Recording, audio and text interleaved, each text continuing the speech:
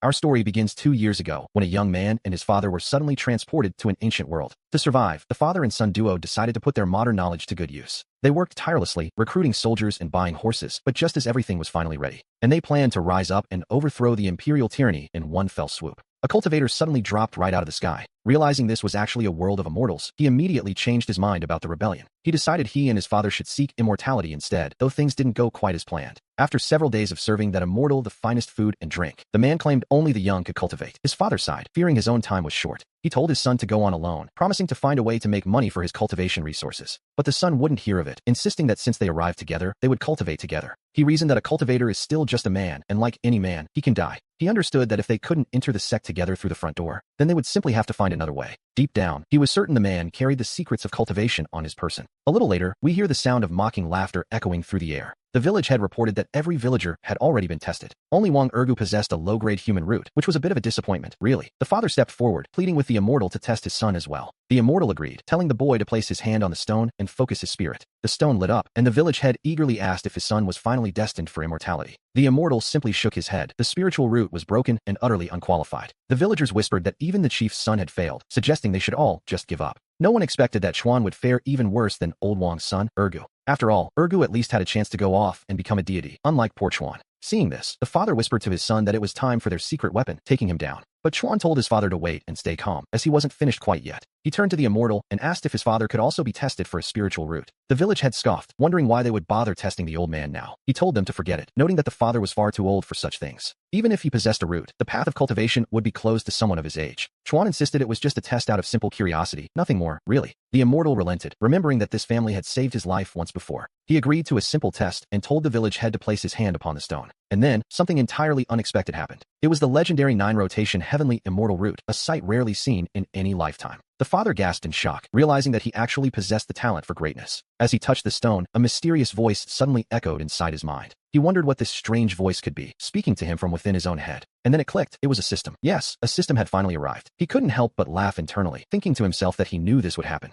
After all, a transmigrator couldn't possibly exist without a cheat code, and now, everything was finally falling into place. His father possessed the talent of the earth itself, leaving the village head completely speechless. The immortal turned to the father, Brother Chun, and pleaded for him to return to the Qingyun sect. Chuan paused, reminding the man that he had just said his father was far too old for cultivation. The immortal stammered, explaining that Chuan didn't understand the sheer rarity of a 9-rotation heavenly immortal root. Besides, at only 50 years old, Brother Chin was practically at the perfect age to start his journey. He promised Brother Chun that if he joined the Qingyun sect, any request he had would be granted. Deep down, the immortal was already calculating the massive rewards the sect would give him for finding such a genius. He was determined to take him, and Chin replied that going with him wasn't entirely out of the question. However, he had one firm condition. His son, Chuan, had to come along with them. The immortal hesitated at the thought of bringing the boy, but Chin quickly asked if there was a problem. He told Immortal Yu that if it was truly too difficult, they should probably just forget the whole thing. He suggested looking for another sect that might be interested in this 9-something root. The 9-rotation heavenly immortal root. Yes, that was the name of the thing he was offering. The immortal panicked, begging Brother Chin not to look elsewhere and agreeing to the terms immediately. To be honest, he was terrified of what would happen if he let such a rare talent slip through his fingers. He feared the sect master would literally skin him alive, so he knew they had to leave right away. He assured them it was no trouble at all, urging the father and son to start their journey together. And so, without wasting another moment, our protagonists prepared to set off for a brand new life. As they arrived, Chuan couldn't help but marvel, wondering if this beautiful place was truly the immortal sect. A voice suddenly challenged him, asking who he was and what his purpose was for being there. Chuan was momentarily confused, pointing out the obvious fact that the immortal himself had brought him here. Immortal Yu quickly stepped in, identifying Chuan as the boy from the village with the lowly earth spirit root. The immortal offered a brief, somewhat dismissive apology as he finally remembered who the boy was. Chuan thought to himself that it was a good thing his father was so impressive, or he'd likely be forgotten entirely. Immortal Yu suggested they wait for a moment, explaining that he had already sent word to the sect master. Expecting the leader to arrive shortly, he asked Brother Chun to step aside with him for a private word. Chin grew concerned, asking if there was some sort of problem regarding his son's situation. The immortal shook his head, gently reminding Chun that the path to immortality is long and spans many ages. He noted that while Chun was destined to achieve eternal life, the reality for others was quite different. He sighed, pointing out that his son's natural talent was, to put it politely, severely lacking. He advised Chin to prepare himself to eventually sever his ties with the mortal world and leave the boy behind. Chin was privately furious, offended that anyone would dare suggest his son was nothing more than trash. He vowed that even if he had to use every resource he owned, he would turn his son into a god. Suddenly, the sect master burst onto the scene, frantically searching for the legendary immortal seed. Immortal, you made the introduction, presenting Chun Jiangwo as the one possessing the 9-rotation heavenly root. The sect master beamed, declaring that he knew such a talent couldn't possibly look like an ordinary person. He was practically trembling with excitement, admitting he had never actually seen a heavenly seed before. He stepped forward eagerly, demanding to get a closer look at the man who would change their sect's future. Chuan watched the scene unfold, inwardly fuming at the fat immortal who had the nerve to look down on him. He told himself that the man would be eating his words soon enough, silently urging his father to show them his true power. Chun Jiangwo gave his son a reassuring look, fully prepared to lead these people right into a trap of their own making.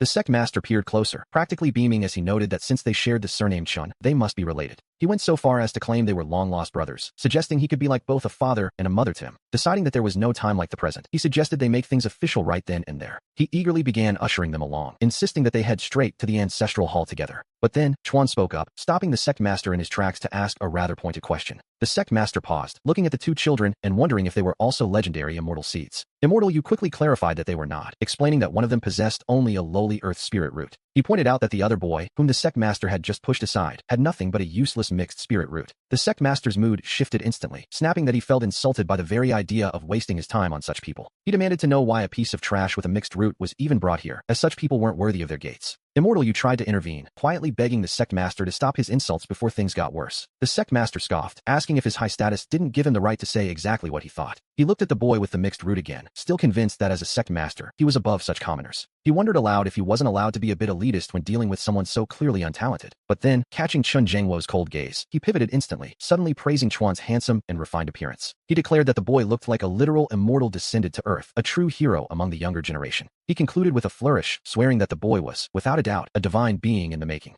The sect master's sudden change of heart was truly something to behold. He was acting just like the gossiping Auntie Zhao from the village entrance. It was a display of pure opportunism. He quickly turned to Chun Jiangwo, insisting that his previous insults had all been a simple joke. He begged the man not to take it to heart, repeating once more that he was only kidding around. With a forced smile, he told Chun Jiangwo not to mind him and beckoned for the boy to come closer. He offered some snacks as an apology to the boy with the earth spirit root, trying to smooth things over. Realizing Chuan wasn't Chun Jiangwo's son, he still urged the boy to take the gift, acting as though he were being incredibly generous. He claimed he didn't give such things to just anyone, though, to be honest, he was proving to be even stingier than Auntie Zhao. Chuan looked at the meager offering, wondering who the sect master thought he was fooling with such a tiny gesture. Immortal, you whispered for the sect master to stop being so cheap, pointing out the darkening expression on Chun Jiangwo's face. The sect master cleared his throat, admitting that perhaps it was a bit small as he turned back to Chuan. Telling himself not to be so tight-fisted, he pulled out a storage bag for the boy instead. He explained that inside were 1,000 snacks and several elixirs specifically meant to aid in his cultivation. He even presented a high-grade magical treasure called the Cicada Sword, formally offering it as an apology. A high-grade treasure was much more like it, though Chun Jiangwo played along, politely insisting it was too much. Suddenly, a voice boomed asking for the immortal seed as the disciples bowed low to greet the Supreme Elder. The other elders followed suit, showing deep respect as the Supreme Elder made his grand entrance. The top brass of the sect had arrived, and the elder immediately demanded to know which one possessed the heavenly immortal root. Chuan whispered to his father to stay quiet, reminding him that they were the precious prize in this situation.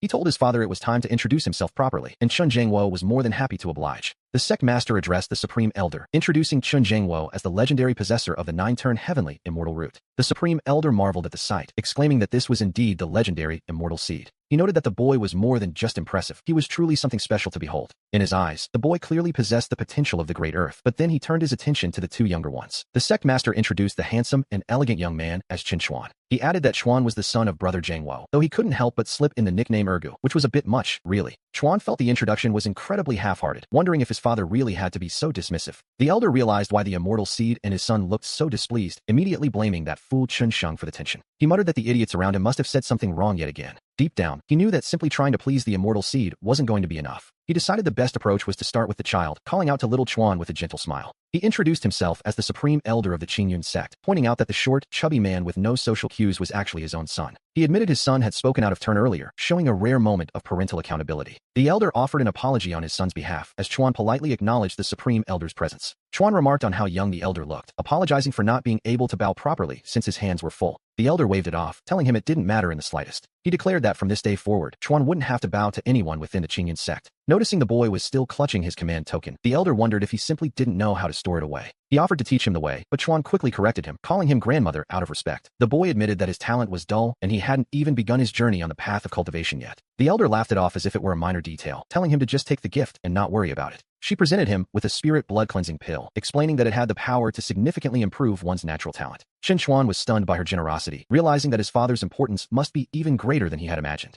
The elder urged him to take it immediately, promising that she would personally protect him while the medicine took effect. She told him there was no need to be shy, especially since her own son and his father had become sworn brothers. In her eyes, that made him her own grandson, and as the saying goes, one should never refuse a gift from an elder. With a polite nod, Chuan thanked his new grandmother for the precious gift. The elder turned to Zheng Wo, confident that once Chuan consumed the pill, his potential would reach new heights. She was certain his talent would become top tier and his cultivation level would see a massive boost. Zhang Wo suggested she double-check the results, though Chuan felt he didn't really need such a pill in the first place. But then, the elder's face fell in total disbelief as she realized something was very, very wrong. Panicked, the sect master rushed forward, desperately asking what had happened to his son. The result was baffling. He was only at the first level of chi refining, and worse, he possessed a miscellaneous spirit root. The elder muttered that it made no sense, as even a commoner should have gained a high-grade spirit root from that pill. Chuan noted that if it worked for everyone else but not him, his spirit root must be far more complex than it appeared. He wondered if a miscellaneous root meant he had every element within him, potentially allowing him to practice any technique. We see the adults looking on with pity, assuming the poor boy was simply too heartbroken to speak. Feeling responsible for the failure, the elder decided to give him the precious jade bamboo golden phoenix armor as compensation. She saw it as a way to make amends, though Chuan was mostly just trying to process the name of the armor.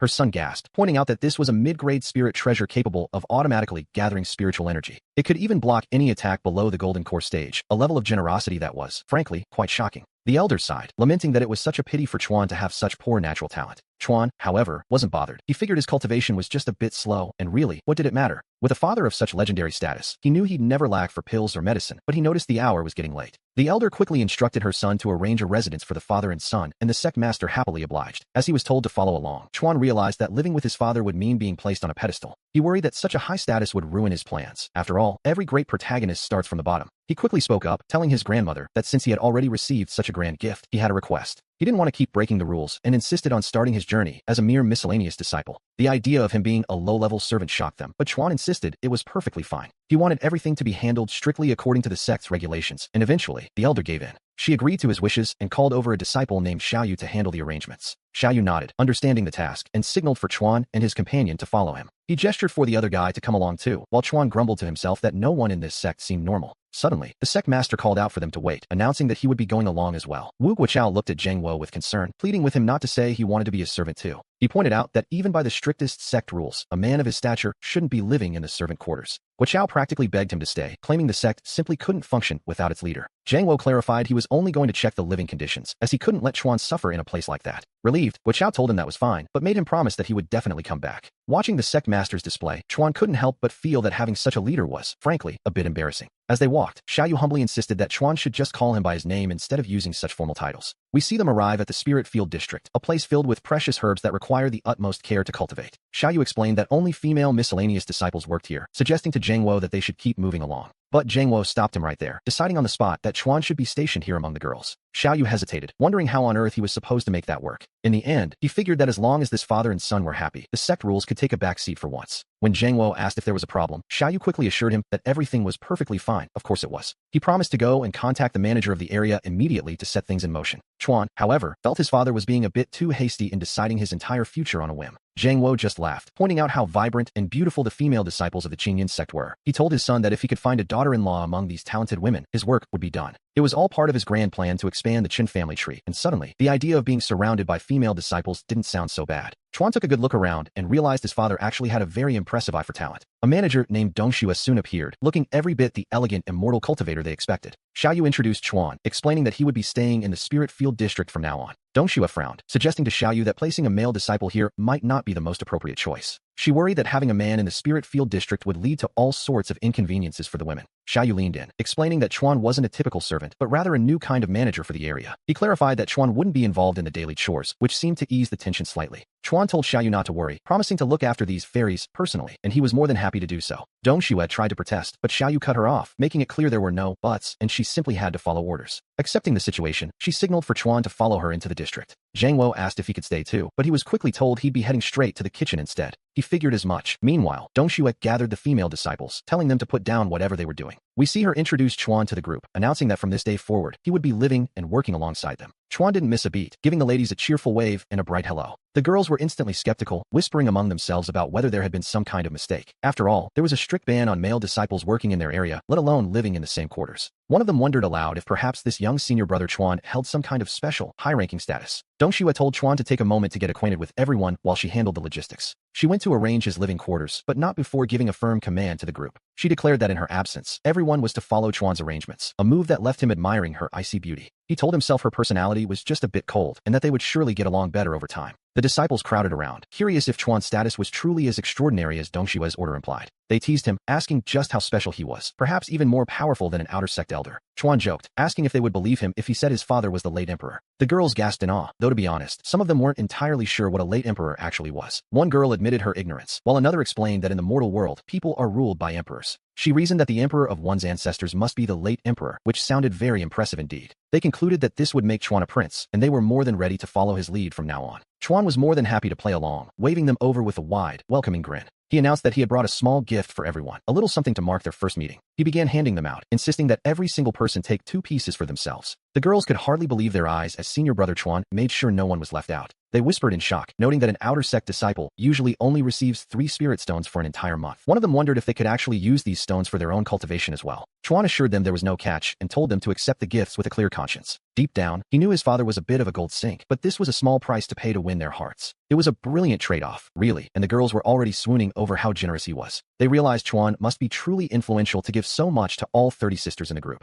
With everyone holding their 2 stones, they decided then and there that Chuan was the best brother they could ask for. Some even shouted their love for him, which, to be honest, was a bit much, even for Chuan. He told himself that if he'd known cultivation was this much fun, he never would have bothered with the rebellion. Suddenly, Dong Xue returned and demanded to know what was happening, but Chuan stepped in to shield the girls. He explained that he was simply in a good mood and wanted to share some resources with everyone. And then, with a smooth gesture, he offered to share to Dong Xue as well, telling her these were for her. We see him notice just how much authority Dong Xue commands here. He found that icy discipline rather attractive. He figured that since he was staying here anyway, it was only a matter of time before she accepted him. Dong Xue ignored the charm, sharply asking the disciples why they were still standing around instead of working. Chuan told her to wait a moment. If she didn't want her gift, that was fine, but she shouldn't stop the others from taking theirs. The girls whispered that since Chuan had even pressured senior brother Yu, his status must be incredibly noble. They decided it was better to accept the gift than to cause trouble, so they finally took the stones. Chuan beamed, telling them that was the spirit and encouraging everyone to take their share. Dong Xue cut through the chatter, telling Chuan it was time to go since his living quarters were finally ready. He followed her lead happily, and soon they arrived at a modest building that was to be his new home. She informed him that she lived right next door and told him to call her if he needed anything at all. Chuan wondered why she always looked so cold. After all, it wasn't as if he owed her any money. One of the disciples told him not to mind it, explaining that senior sister Dong Xue was always like this. She added that Dong Xue was actually very kind and often protected the servant disciples when they were being bullied. Chuan realized she was the type who was cold on the outside but warm within, which, to be honest, only made her more interesting. He thanked them for the information, finding the situation far more intriguing than he had first expected. He then pulled out another gift, offering a bottle of chi-gathering pills for everyone to share among themselves. Deep down, he couldn't help but marvel at how incredibly generous the sect master had been with these resources. He laughed to himself that she called this a mere bottle, then began handing out 3 pills to every person. The girls showered him with gratitude, telling him over and over just how wonderful he was for doing this. One girl even asked if he had a partner yet, wondering aloud if she might have a chance with him.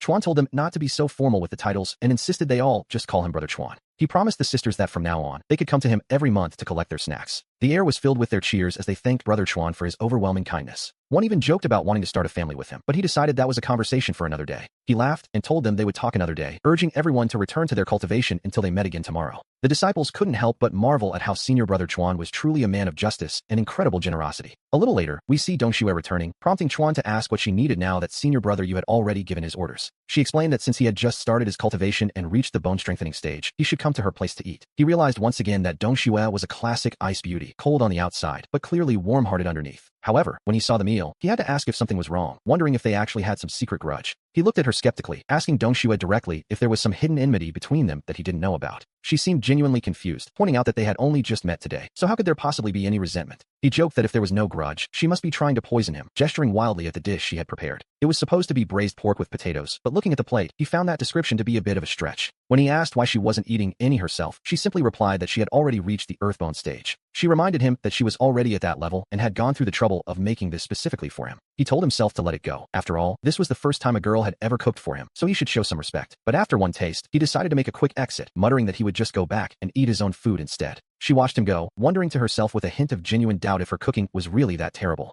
Back at his own place, Chuan realized for the first time in his life that his own cooking was actually quite delicious by comparison. On the following afternoon, we find him greeting the sisters again, wishing them all a very pleasant day. They greeted Brother Chuan warmly, excitedly asking if he had come by specifically to spend some time playing with them. One of the girls chimed in that it was impossible, as Brother Chuan was surely far too busy with his important cultivation. He loved this feeling. It was perfect, allowing him to enjoy himself while simultaneously gathering all the latest news about the sect. He thought to himself that being able to relax while cultivating was truly the best way to live. Since he had some free time, he asked the girls what they usually did and if anything interesting had happened today. They told him nothing fun had happened, though there was something annoying. That man had come back this morning to harass Dongxue again. Chuan's expression darkened as he realized some blind fool was actually trying to lay a hand on one of his people. He muttered that if he caught the guy, there would be hell to pay, making the girls marvel at how domineering he sounded. One girl swooned, telling him he was so handsome she wanted to give him everything, but he quickly told her that wouldn't be necessary. Then, another girl remembered hearing a rumor early this morning about someone who had just joined the sect. Apparently, this newcomer had refined their essence into qi and reached the first level of qi refining overnight, which left Chuan stunned.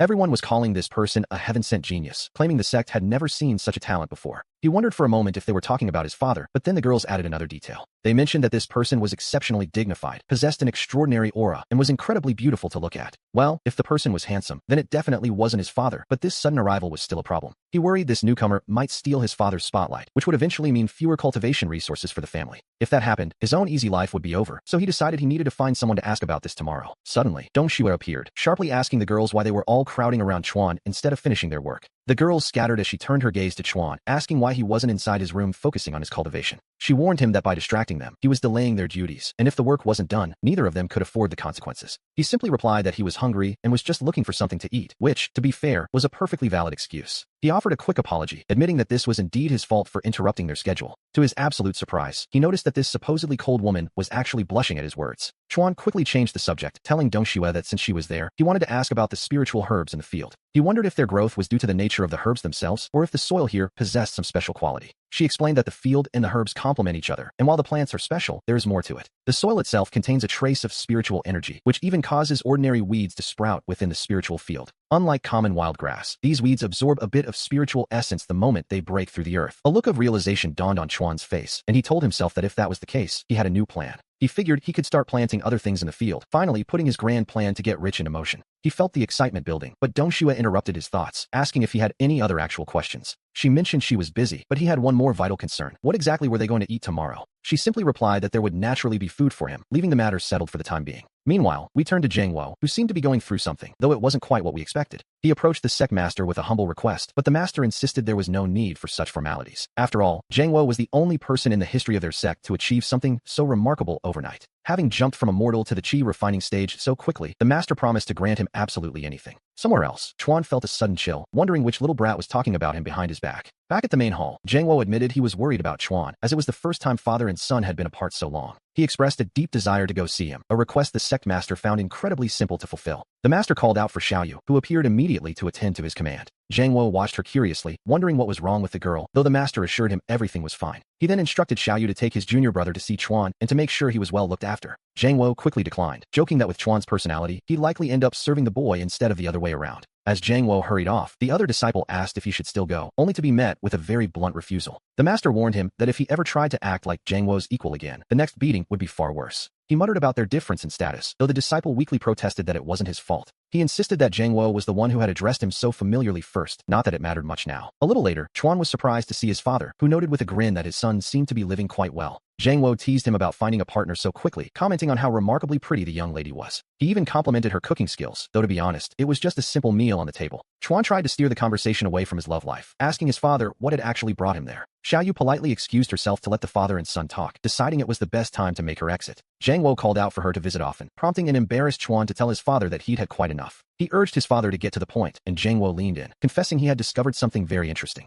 It turned out the cultivation technique provided by the system seemed far superior to anything the sect master had given him. Chuan wasn't surprised at all, reminding him that a golden finger is meant to be a bit of a cheat code, after all. He then asked where the master's technique was, thinking they shouldn't let it go to waste and should give it to him. Zhang Wo admitted he thought it was useless now, so he had simply given it back to the sect master. Chuan could hardly believe his ears, staring at his father in complete and utter shock. He lamented his father's lack of business sense, realizing he could have sold that technique for a fortune. Zhang Wo explained his reasoning. He simply assumed Chuan would be using the superior system techniques anyway. Chuan sighed and told him to hand it over then, waiting a moment for the system to respond. Zhang Wo explained that since Chuan wasn't the sect master, the technique simply wasn't meant for him to use. Chuan could only plead with his father to use a bit more common sense, feeling utterly exhausted by the man's logic. Zhang Wo told him not to worry, promising to have Xiaoyu bring it over later so Chuan could focus on his romantic pursuits. Chuan insisted he was focused on cultivation, asking his father to stay a moment longer because there was something they needed to discuss. He mentioned hearing rumors about some arrogant newcomer in the sect who had somehow broken through from a mortal to the chi refining stage. He asked his father if he knew who this idiot was, worried that such a person might eventually threaten his own position. He suggested they find a way to deal with the guy, but Zhang Wo just stared at him, asking what he had just said. Chuan wondered if his father's hearing was failing along with his brain, repeating that they needed to find that fool. He asked again if his father understood the plan to get rid of him, which, in hindsight, was a very poor choice of words.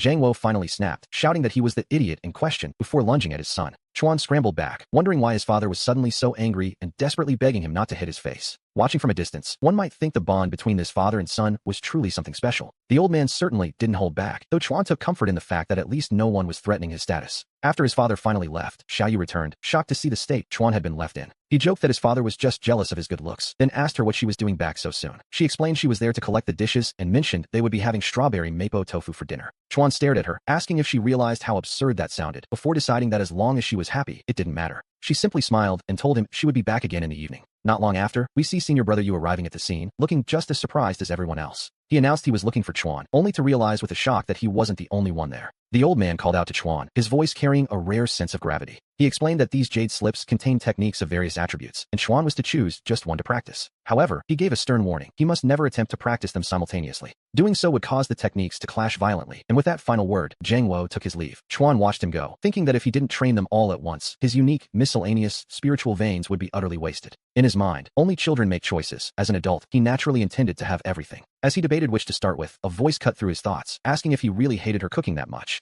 It was Xiaoyu, urgently calling out for Chuan to wake up from his stupor. He groaned, asking her how he was doing and pleading with her to stop shaking him so violently. If she kept it up, he feared he might actually die, so he quickly asked how long he had been unconscious. She told him it had been 3 days, noting that since he hadn't eaten a bite of her cooking, he had narrowly escaped a disaster. He hadn't expected that practicing multiple water attribute techniques at once would knock him out cold. And yet, we see that he had reached the 3rd level of chi refining, a true case of finding a blessing within a misfortune. He couldn't help but wonder what realm he might reach once all 5 elemental techniques were fully mastered. Xiaoyu interrupted his musing, asking if he was even listening to a word she said. She repeated her question, wondering if he truly hated her food so much that he'd rather starve himself into a coma. He assured her it was a misunderstanding, claiming he had simply been so absorbed in his cultivation that he forgot to eat. She offered to reheat the food, leaving Chuan to wonder how she could be so cold-faced while doing something so ridiculous. Deciding to put the culinary danger out of his mind, he settled back down to continue his training. He soon reached the peak of the 3rd level, confirming that his miscellaneous roots were indeed far from ordinary. Chuan sighed, noticing that Dong Xue had finally given up on serving him her rather questionable culinary creations. He wondered why it was getting so late, and she still hadn't arrived with the usual delivery of vegetables. Stepping outside, he greeted a group of disciples, noting it had been quite a while since they last spoke. He asked if they had seen Dong Xue, but they quickly looked away, claiming they hadn't seen her at all. Something felt off. Their expressions were far too strange, and he sensed that something had gone wrong. He wondered if they were simply being cold because he hadn't handed out any snacks over the last few days. He apologized to the sisters, explaining he had been far too busy with his cultivation to visit them properly.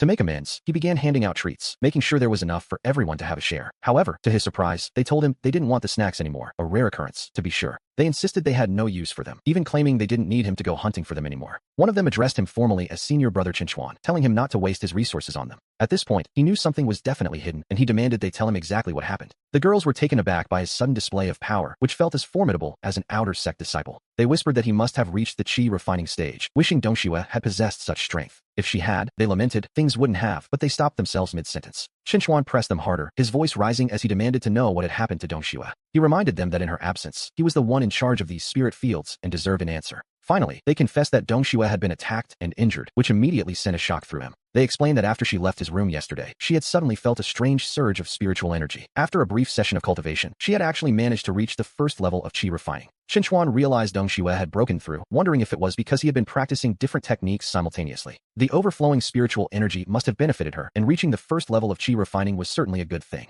That level met the standard for outer disciples, and Dong Xue, seeing how hard he had been working lately, wanted to prepare something special for him, so she headed straight to the outer sect dining department. He cut them off, already guessing the rest. The classic story of arrogant people looking down on others, no doubt. It was no wonder the other disciples had suddenly become so distant and cold toward him. They explained that as mere servants, going to the dining department without permission was technically breaking the rules. He dismissed that nonsense immediately. He wasn't about to let anyone get away with laying a hand on his people. He told them to follow him to the dining department to show those outer sect bastards exactly what the real rules were. To be honest, they were about to receive a very rude awakening. At the department, a bully wondered what kind of day it was, having just taught a lesson to one arrogant servant. Now another group had arrived, making him question if the Qingyun sect had any discipline left at all. He mocked them as nobodies, though he couldn't help but notice these servants were getting prettier by the day. Qinchuan's voice cut through the air, demanding to know exactly who had laid a hand on Dongxue. The bullies laughed, asking if anyone recognized him, wondering if he meant the charming girl from this morning. One of them remembered her well, specifically noting her impressive figure with a leering grin. He claimed it was a pity, but a lowly servant simply didn't deserve to eat alongside the likes of them. Another added that senior brother Zhou had been kind enough to invite her to eat with them, but she had refused, claiming she had to deliver food to some important person. An important person, indeed. They mocked the very idea that a mere servant could possibly know anyone of actual importance. Qinchuan looked at him coldly, asking if he was the one who had laid a hand on Dongxue. The bully sneered, asking what if it was him, since Qinchuan was nothing more than a lowly servant leader. He taunted him further, asking if a mere servant actually had the courage to strike back. He dared Qinchuan a try, but Qinchuan simply replied that he didn't want to get his hands dirty. The bully laughed, telling him to stop pretending and go ahead and call for help if he could. He joked that if Qinchuan were truly someone important, then he himself must be a true disciple. Suddenly, a sharp voice rang out, calling his behavior insolent and demanding respect for true disciples. The newcomer asked how he dared to insult such a rank, leaving the bullies completely stunned. We see the crowd recognize him immediately. It was senior brother Yu, an actual true disciple. The bullies panicked, wondering if this legendary figure had really been summoned by a mere boy.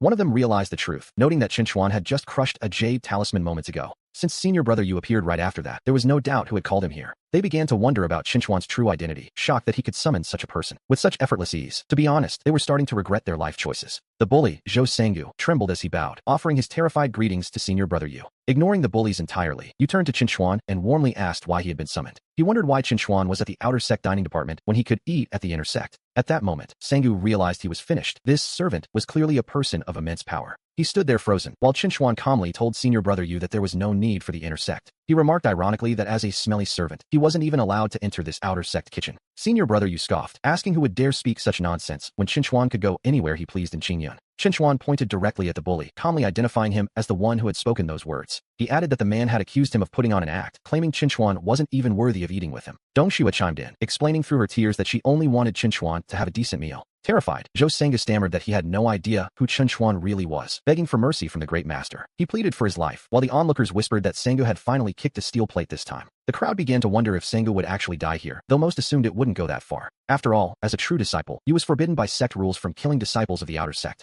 Senior brother Yu smiled coldly, agreeing that while he couldn't kill an outer sect disciple, crippling someone's cultivation was perfectly within his rights. He then turned to Qinchuan with a question. He asked how Qinchuan wanted to handle him, and Qinchuan wondered aloud if destroying a cultivation base was difficult. Yu assured him it was easy, producing a specialized treasure that could get the job done instantly. Seeing how simple it was, Qinchuan asked if he might be allowed to handle the punishment himself. Senior brother Yu agreed, though he seemed a bit surprised by the request. To be honest, so was everyone else. To ensure no one could claim he was abusing his power, Qinchuan offered Senggu a fair chance. He proposed a one-on-one duel. If Senggu could win, his cultivation would remain untouched. Senior brother Yu immediately protested, noting that Senggu was an outer sect member while Qinchuan was only at the 3rd level of qi refining. He reminded Qinchuan that he only possessed a miscellaneous root, but Qinchuan insisted on the duel since Senggu had suggested it first. With all the disciples watching, Qinchuan asked senior brother Yu to step back and not interfere with the outcome. Senggu couldn't believe his luck, thinking that facing a miscellaneous root was a gift from the heavens themselves. Qinchuan knew perfectly well that his opponent was at the 3rd level of qi refining, making this the ideal first stop on his cultivation journey. He decided to use the man as his first target, leaving the crowd stunned that the boy actually dared to challenge senior Senggu to a duel. The onlookers wondered if he had lost his mind, considering Senggu was known as a genius among the outer sect disciples. Looking at the boy's appearance, they assumed he had only just begun his training, which meant his miscellaneous root would be a massive disadvantage. Dongxue pleaded with him to let it go, telling Qinchuan that they had already made their point and there was no need for more. She begged him not to get hurt over someone like Senggu, but Qinchuan realized that even his friends didn't truly believe in him yet. To raise the stakes, he added a new condition. This would be a battle to the death, where life and limb were both on the line. He turned to senior brother Yu, noting that since he wasn't a true disciple, there should be no legal issue if he ended the man's life. Yu was internally panicking, wondering what kind of madness had suddenly possessed his young ward. He knew that if anything happened to Qinchuan, the sect master would likely skin him alive for failing to protect the boy. He urged Qinchuan to think twice, and the crowd was baffled to see a true disciple acting so nervous over a simple duel. Senggu, meanwhile, began to think the boy was all bark and no bite, feeling a sudden sense of relief that he might actually survive this. He told senior brother Yu that since the boy was brave enough to propose it, he would be a coward not to accept the challenge. Senggu challenged him to sign the life and death contract, a grim document that would seal their fates in the coming fight. We see that this is the ultimate pact of cultivation combat. Once signed, there is absolutely no room for regret or turning back. Senior brother Yu looked at Chunchuan and finally realized the boy's resolve was far firmer than he had initially imagined. Without a moment of hesitation, Chunchuan agreed to sign the contract. Yes, he was quite serious about this. Dong Shua cried out for him to stop, but as Chunchuan looked at her, he noticed just how badly she had been injured during the earlier scuffle. Seeing her wounds, he decided the man deserved to die even more, even as senior brother Yu warned him not to be reckless. Dong Shua sobbed that it wasn't worth risking his life for her sake, but Chunchuan simply asked who said he was doing this for her. He reminded them that from his very first day at the spirit fields, he had promised to protect all the girls there. Since this man had the audacity to insult him so directly, he would have to pay the price. It was time to fight. Chunchuan called out to the crowd, making sure everyone saw that it was his opponent who had proposed the life and death contract. He asked them to spread the word if anyone tried to cause him trouble later, ensuring the truth of this duel was known. Sangu sneered, telling the boy that if he was so intent on seeking death in the cultivation world, he would gladly oblige. With a shout that he wouldn't be holding back, Sangu drew his blade and lunged forward. To be honest, he looked quite confident. He assumed Chunchuan was frozen in fear by his overwhelming aura, telling the boy to simply stay still and die. Senior brother Yu cursed under his breath, realizing that because of the contract, he was legally forbidden from interfering. He lamented Chunchuan's reckless behavior, convinced that the boy's impulsiveness had finally led him into a disaster. He decided he had to notify the sect master immediately, but before he could even move, the exchange was already over. The crowd looked around for Chunchuan, wondering if he had been defeated in a single, pathetic blow. Instead, we see Chunchuan calmly telling the girls it was time to leave, remarking that the outer sect's dining hall smelled foul. When asked if the fight was over, he told them to be quiet and let him finish his dramatic exit in peace. The onlookers were left whispering, asking who had actually won this high-stakes death match. Some were certain that senior brother Chunchuan must have been the victor, despite the confusing speed of the clash. And yet, the man named Sangu was still standing there, seemingly unhurt. No one could quite figure out what had just happened. It had all happened in a single flash. One moment they clashed, and the next, the boy was simply walking away. They wondered why Sangu wasn't moving. Had he won? To the crowd, any other outcome seemed completely impossible. But deep down, Sangu felt something terrifying. His internal meridians and his very heart had been completely shattered. As the disciples called out to him, Sangu's body finally gave out, collapsing as the life left his eyes. The crowd was in shock, whispering that the boy had actually defeated senior brother Zhou. This father and son duo were proving to be more dangerous than anyone imagined. Senior brother, you realized the gravity of the situation. He knew he had to take this matter directly to the sect master immediately. Suddenly, an elder arrived, demanding to know what had just flown past and why everyone was gathered there like a confused flock of sheep. The disciples stammered in fear, trying to explain to the elder that something terrible had happened to senior brother Zhou Sengu. The elder scoffed, asking why Sengu was lying on the ground like that. To him, it looked like a complete lack of decorum. One of the disciples stepped forward, trembling as he began to explain the events that had just unfolded before their eyes. The elder's face twisted in rage. He couldn't believe that someone had the audacity to commit murder in broad daylight within the sect. He demanded to know where the villain was, declaring that he would personally hunt him down and bring him to justice. He roared that the sect had no room for such evildoers, vowing to split the culprit in half the moment he found him. However, a disciple quickly warned him that he couldn't interfere, as the two had engaged in a formal life and death contract. The elder wasn't satisfied, arguing that they had no right to hold such a duel without the presence of a sect elder to witness it. But as it turned out, there had been a witness. The disciples pointed out that senior brother Yu had been there the entire time. The elder paused, surprised to hear that the elite disciple Yu Guangming was involved. He wondered what had brought him there. The disciples explained that Guangming had been called over by the villain himself, noting that the two of them seemed to be very close friends. They added that the two were likely still together nearby, asking if the elder still wanted to go and demand justice for Sengu. The elder's bravado vanished instantly. He snapped at them to shut up, deciding right then and there that he had never even visited the scene today. Meanwhile, we see Chinchuan stop and wait as senior brother Yu catches up to him. He looked back with a knowing smile. He teased the senior, asking if he had come back because he regretted giving away the soul-nailing spikes. Guangming laughed at the suggestion.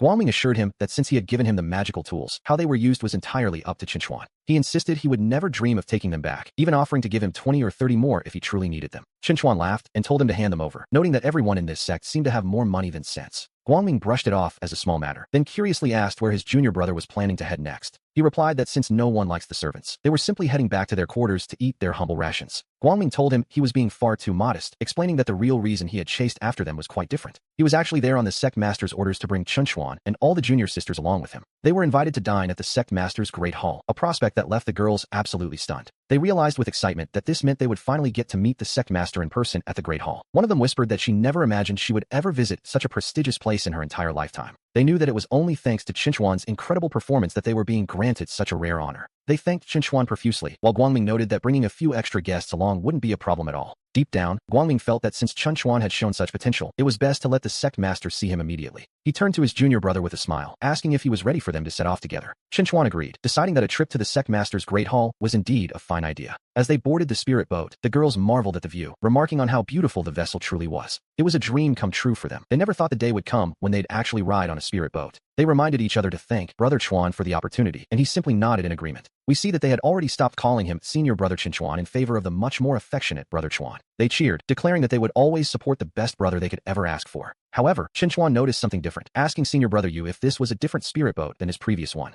Guangming admitted that thanks to Chinchuan and Uncle Jiang Wo, the sect master had rewarded him with this brand new vessel. Chinchuan complimented him, noting that Senior Brother Yu had certainly upgraded to a very impressive new spirit boat. He then jokingly asked what had happened to the old one, nearly tripping over his own words in the process. Guangming replied that if Chinchuan liked spirit boats so much, he would be more than happy to simply give him the old one. He even suggested giving him the new one instead, perhaps feeling a bit too generous in the heat of the moment. Changing the subject, Chinchuan mentioned they had left the scene early and asked what had become of that man named Zhou. This prompted Guangming to ask a question of his own, wondering what Chinchuan's current cultivation level actually was. He was shocked that a single sword strike had been enough to completely shatter Zhou Senga's internal meridians. When the girls heard the man was dead, they were amazed that Brother Chuan had become so incredibly powerful. One of them swooned, declaring him a handsome hero for defeating the enemy and joking about wanting to start a family with him. Chinchuan told them they could discuss that later, claiming he was currently just at the ordinary peak of the 3rd level of qi refining. Guangming was floored. The 3rd level was one thing, but the peak, especially since he had been a mere mortal just 2 days ago. Chinchuan simply shrugged it off, suggesting he was just naturally gifted and possessed both good looks and talent. Suddenly, Dong Xue pulled him aside, her mind racing at the thought of someone reaching the 3rd level in only 2 days.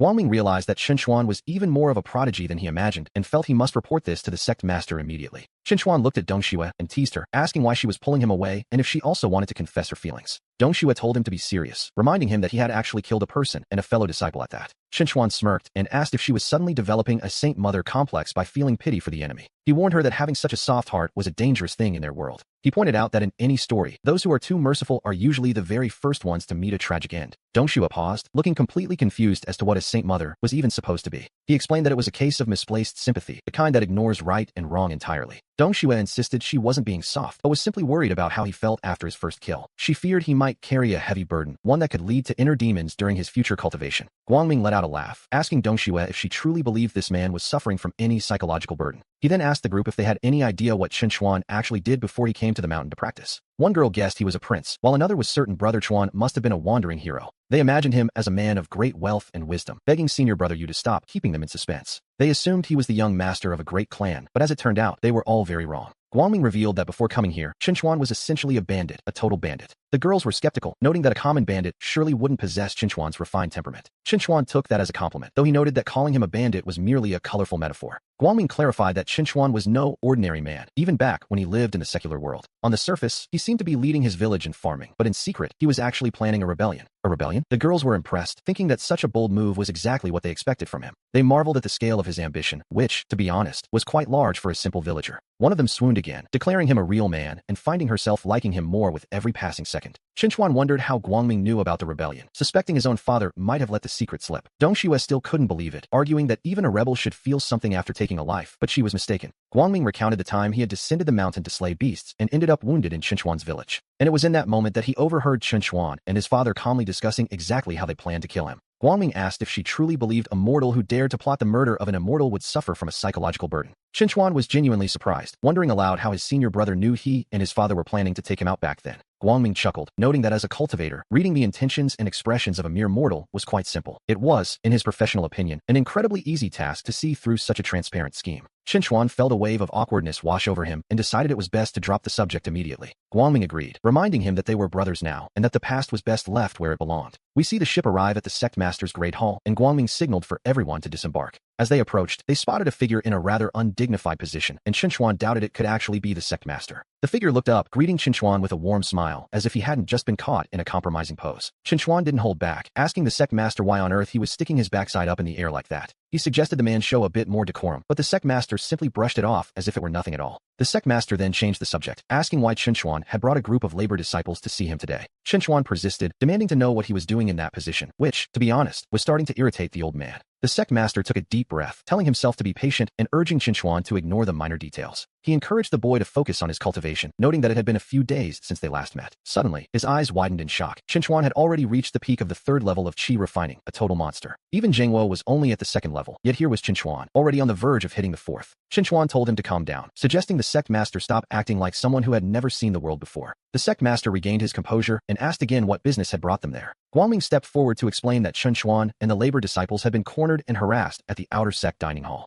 Guangming explained that he brought them here for a meal, which caused the sect master to explode in fury, wondering who would dare to be so bold. He demanded to know who was making life difficult for his nephew, asking if they had a death wish, while the others watched the sect master's outburst. Guangming calmly noted that the offender had already been cut down by Qinchuan, prompting the sect master to praise the boy's decisive action. He handed Qinchuan a token, telling him that if anyone else lacked the vision to respect him, he should simply show them this. The sect master declared that everyone would have to kneel before him, then ordered Xiaoyu to go and find some workers immediately. He commanded that a new dining hall be built in the spirit field area, insisting that the standards match those of the elite true disciples. Furthermore, he ordered that Qinchuan's residence be upgraded, though Qinchuan felt a bit awkward about the sudden special treatment. Despite Qinchuan's polite hesitation, the sect master insisted it be upgraded to the very best level available, no exceptions. He told himself that the nephew of Chun Sheng deserved nothing less, looking at the boy with immense pride. The sect master then asked how the meal had been, and Qinchuan enthusiastically replied that it was absolutely wonderful. He told his uncle that he had no idea what he had been eating over the last few days, which, to be honest, sounded like a bit of a complaint. He described the dishes as being quite unique, a word that immediately piqued the sect master's curiosity.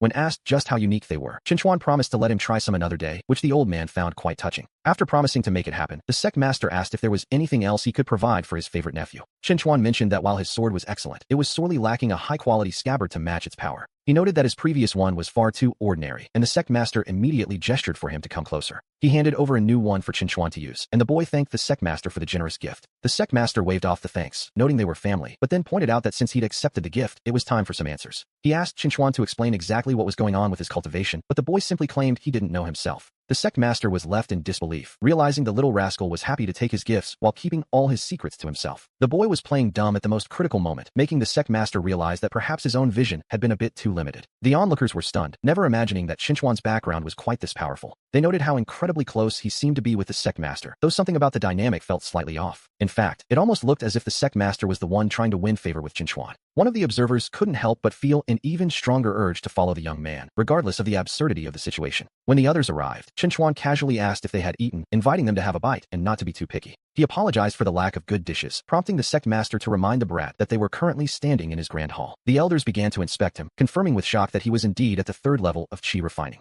Actually, he was at the very peak of the third level, leading them to call him a monster, though even that felt like an understatement. To reach such a height with a miscellaneous spirit root was nothing short of a miracle in their eyes. Qinchuan looked toward the elderly woman, wondering if she could control the group of old men who were making such a fuss. She told everyone to be quiet before turning to Xiaochuan, asking him to explain how he had suddenly reached the third level. She leaned in, truly curious to hear the secret behind his rapid progress. To be perfectly honest, Qinchuan told her he had no idea. He simply practiced and practiced until he reached the third level. She sensed that this father and son duo definitely possessed secrets regarding the path of the sword that had yet to be uncovered. Regardless, she decided that as long as they remained in the Qingyan sect, it would be a great blessing for them all. Qinchuan then asked if she had eaten yet, inviting her to join him for a meal, and she happily agreed. She sat down, deciding that she would indeed accompany him for a bite to eat. The disciples whispered in awe, realizing this woman was the supreme elder whose statue stood at the sect entrance. Seeing Qinchuan call such a legendary figure grandmother made them realize their understanding of his status was still far too small. The disciples were left scratching their heads, wondering how Brother Yu could have ever claimed Qinchuan was just a common bandit. It was a shock to everyone, including the supreme elder herself, who looked at the boy with newfound affection. She kindly asked if he had encountered any difficulties in his cultivation lately, and to her surprise, he admitted that he had. He explained that his recent training had been draining his resources far too quickly, leaving his pockets a bit light. Without a second thought, she offered him 5,000 spirit stones, asking if that would be enough to get him by. The sect master tried to interject, noting he'd just given the boy 3,000, but his mother quickly told him to shut up. She turned back to Qinchuan, asking what else he might need, while he played the part of the humble grandson living in the servant quarters. He sighed, mentioning how much he missed her, but lamented that his low cultivation made the journey to the back mountain far too long. To solve this, she immediately offered him her personal spirit boat, the fastest vessel in the entire sect. Qinchuan beamed, thanking his grandmother, and telling her she was the absolute best, which she clearly enjoyed hearing. The old woman was in high spirits now, delighted by her grandson's praise. She urged him to speak up if there was anything else on his mind, and after a brief pause, he admitted there was one more thing. There was indeed a small matter he wanted to bring to her attention. He hesitated for a moment, acting as though he were far too embarrassed to even mention it. She encouraged him to speak boldly, and so, feeling emboldened, he finally decided to share his request. He explained that a close friend of his had recently been injured by an outer sect disciple, and he wondered if she could help. He asked if she might be willing to provide some medical treatment for this sister of his. When the elder asked who it was, he called out for Dongxue to come forward and present herself. Dongxue paid her respects to the supreme elder, who noted that the girl was quite striking and elegant. The elder was puzzled, however, wondering why someone with a mid-grade spirit root was stuck working in the servant quarters. The supreme elder was genuinely confused, asking Dongxue why someone with a mid-grade spirit root wasn't already in the outer sect. Dongxue stammered, claiming she simply enjoyed farming spirit herbs, but the other servants weren't about to let that lie stand. They quickly spoke up, explaining that Sister Dongxue had stayed behind entirely for their sake. It turned out that outer sect male disciples often came to the servant quarters to cause trouble and harass them, and so Dongxue had remained in the servant quarters specifically to protect her fellow workers from these bullies. Unfortunately, servants have no access to cultivation resources, which had left Dongxue's progress stalled and her strength low. Because she was constantly shielding others, she was frequently injured in these one-sided confrontations. The elder checked her and found a body full of hidden, unhealed wounds before turning a sharp gaze toward Chunxing.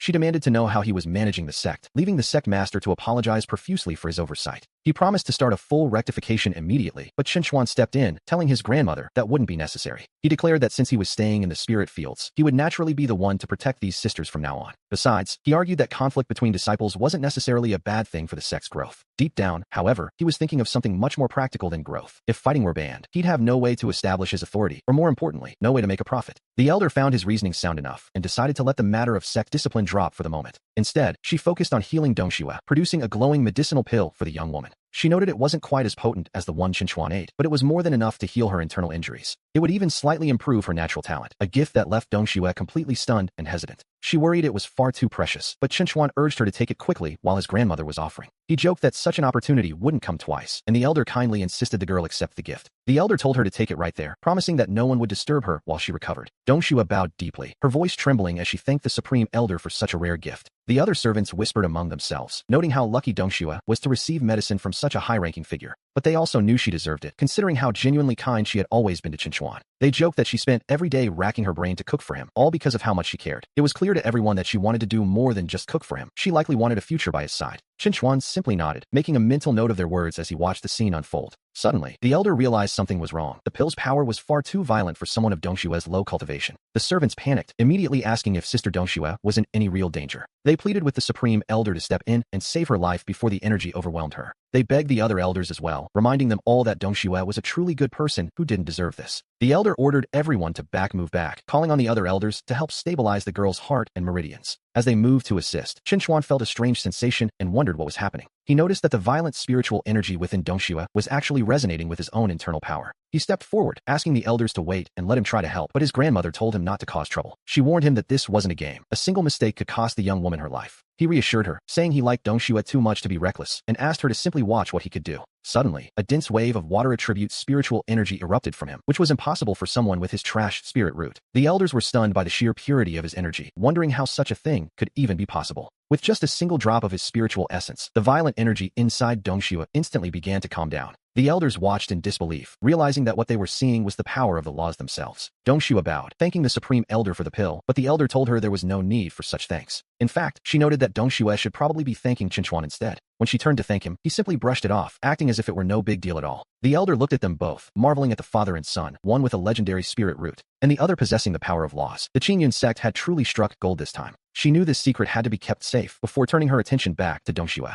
Chinchuan blinked, suddenly sensing a change and asking why her cultivation felt higher than his own. Dongxue checked her internal state and realized, to her shock, that she had already reached the 6th level of qi refining. The 6th level? That was an incredible jump, prompting Chinchuan to ask his grandmother to test her spirit root immediately. The grandmother chuckled, telling him not to be so impatient as she beckoned the girl forward. She instructed her to place her hand on the testing stone, and Dongxue obeyed with a nervous heart. The result was undeniable. She now possessed a high-grade spirit root, a feat that left everyone breathless. The other elders were baffled, wondering what kind of medicine could possibly upgrade a spirit root like that. They called it a grand stroke of luck, knowing that no ordinary pill could ever produce such a terrifying effect. It was the power of the laws at work, increasing her cultivation by 5 levels and upgrading her very foundation. Dongxue tried to thank the supreme elder again, but was told once more that it wasn't necessary. As a new genius of the sect, they were happy to pave her way, noting that Chinchuan already had the top-tier techniques she would need. The elder suggested that Chinchuan could simply pass those techniques on to her when the time was right. Dongxue acknowledged the order, and with everyone full and satisfied, the grandmother declared it a happy ending for all. As they prepared to leave, Chinchuan noticed his grandmother reaching for something and asked what she was doing. She handed him a jade slip, explaining it was her personal transmission talisman, and told him to keep it safe. Then, her tone shifted as she warned him never to use that mysterious power of his again in public. It was a trump card, she explained, to be used only when his life was truly on the line. Chinchuan nodded, knowing that a man's wealth can often be his undoing, and his grandmother smiled at his quick wit.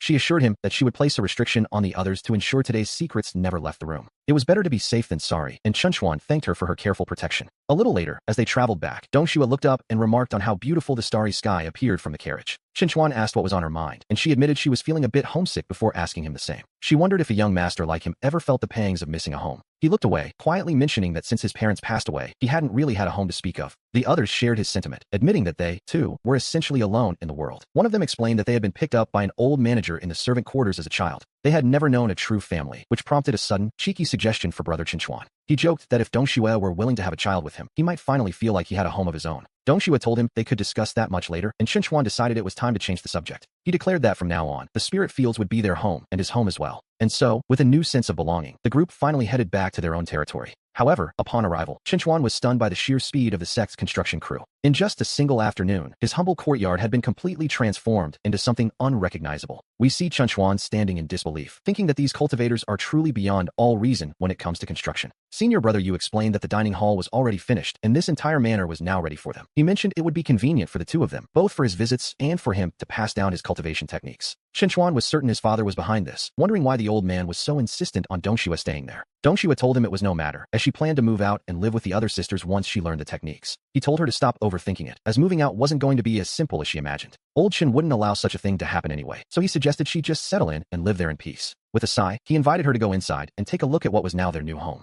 She insisted she would find a way to repay this favor, while Chinchuan noted that the house was actually quite impressive. He began pointing out the grand hall and the fine chairs, until something caught his eye that made him curse in shock. Startled by his sudden reaction, Dong Xue asked him what on earth he was doing. She explained that she didn't like owing favors and had already guessed the general nature of what was expected today. She suggested that after they were together, they would be even, but Chinchuan quickly told her to wait a moment. He admitted she was beautiful and had a great figure, but he felt that these things required a bit more decorum. He told her not to rush, as that day might come eventually, but for now, they should focus on the cultivation techniques. She agreed, telling him that if he ever changed his mind, he should just find her and she wouldn't refuse him. As for the techniques, she decided it would be better to start their lessons the following morning. Chinchuan was utterly baffled, wondering how a woman who looked so cold could have such bold and uninhibited thoughts. Even as a transmigrator, he found it a bit much to handle, so he tried to push those thoughts out of his mind. Instead, he decided it was best to hurry up and study the remaining 2 cultivation techniques he had yet to master. He felt a wave of comfort wash over him, having never expected that after practicing all 5 techniques, they would actually begin to merge together. And just like that, he had reached the 6th level of Qi refining. Dong Xue remarked that his cultivation speed was truly remarkable, though he simply brushed it off as average. We see him notice a crowd gathering and wonder what they are up to, learning that since returning from the Sectmaster's Hall, the others felt their breakthroughs coming and had all reached the 1st level of Qi refining. He noted that was quite good, as reaching the 1st level meant they could finally enter the outer sect. Dong Xue confirmed that was indeed their plan, which, to be honest, was only human nature. After all, staying here meant remaining a mere servant, while the outer sect offered the status of a formal disciple. She asked if he was angry about their departure, but he simply wondered why on earth he would be. She pointed out that their breakthroughs were entirely thanks to him, and that without his help,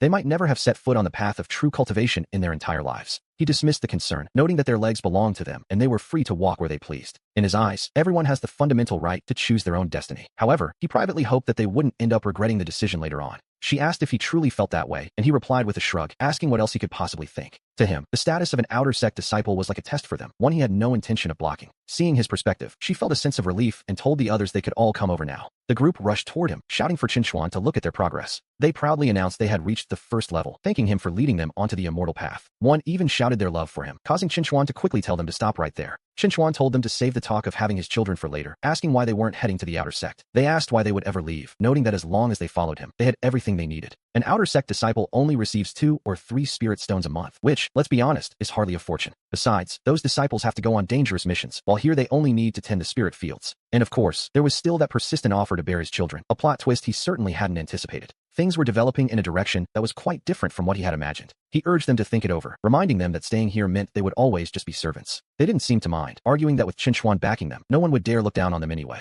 If he was their leader, they were happy to be his loyal attendants, especially since staying meant, well, they were still very focused on that having children idea, which tells you everything you need to know about their loyalty. Feeling generous, Chinchuan announced that Qi gathering pills were on him today, telling everyone to take as many as they liked. As they moved along, we see him notice another group and ask who all those people are. Dong Xue explained that they were servants from the other sectors of the mountain. Today happened to be the designated day for all the servants to collect their monthly Qi gathering pills. He asked why his own group wasn't in line, only to learn they'd have to wait for hours just for 3 measly pills. By the time their turn usually came, only the defective leftovers were remaining. A frustrating cycle, to be sure. But now that they had Chinchuan, they saw no reason to go and endure those cold, condescending stares from the officials. He realized they were treating him like a personal ATM, but then a different thought struck him. He decided that passing up free resources was a fool's errand, so he declared they would all go and claim their share. The others felt it wasn't really necessary anymore, but he simply looked at them, wondering if they understood anything at all. He told them it was like riding a bicycle to a bar. You save where you can so you can spend where it counts. As they started walking, the girls were left completely baffled, wondering what on earth a bicycle was. They were equally confused about the bar part, which, to be fair, wasn't a term they had ever heard before. One of them urged the others to stop overthinking it, as brother Chunchuan was already walking away. We see them arrive at the distribution point, and good heavens, there really were a lot of people there. Dongxue noted that the sect had many servants, but unfortunately, she and her sisters previously had no cultivation.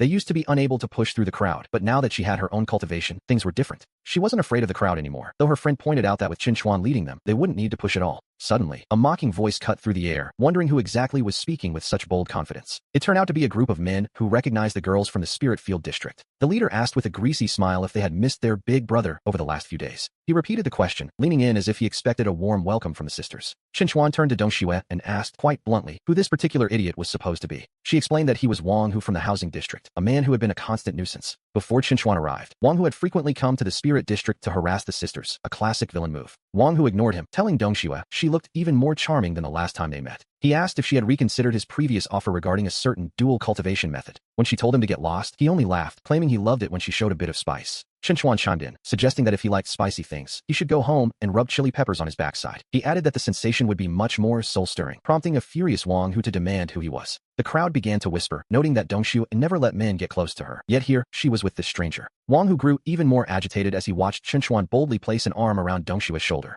He barked at the boy to take his claws off her, declaring that Dongxue belonged to him alone. Chunchuan sighed, wondering if these low-level thugs could possibly find a more cliché way to start conflict. He asked if they had anything fresh to offer, or if they were content being predictable side characters. One lackey pointed out that he seemed to be insulting them, which, to be fair, Wang Hu had already realized. Wang Hu decided that since the newcomer was so arrogant, it was time to teach him the rules of being a servant. He ordered his men to attack, but a man named Ergu suddenly rushed forward, begging them to stop. Ergu pleaded for mercy, explaining that Chunchuan was from his hometown, but Wang Hu wasn't in a listening mood. The brute decided that since they were from the same town, he would simply beat them both together. But before the violence began, he demanded they hand over their spirit-gathering pills for the month. Ergu quickly pulled out his own pill, offering it up to appease the bully. He begged for leniency, reminding Wang Hu that he had been serving him since the very day they joined the sect. Chunchuan paused, asking Ergu if he had truly been waiting on this man hand and foot all this time. He seemed genuinely surprised that Ergu had endured such treatment since the beginning of his journey. Wang Hu laughed, asking if Chunchuan wanted to join in on the service, which, naturally, was a terrible idea. He demanded the pills again, and Chunchuan simply asked if he was sure he really wanted them. Wang Hu told him to stop wasting time and hand them over immediately.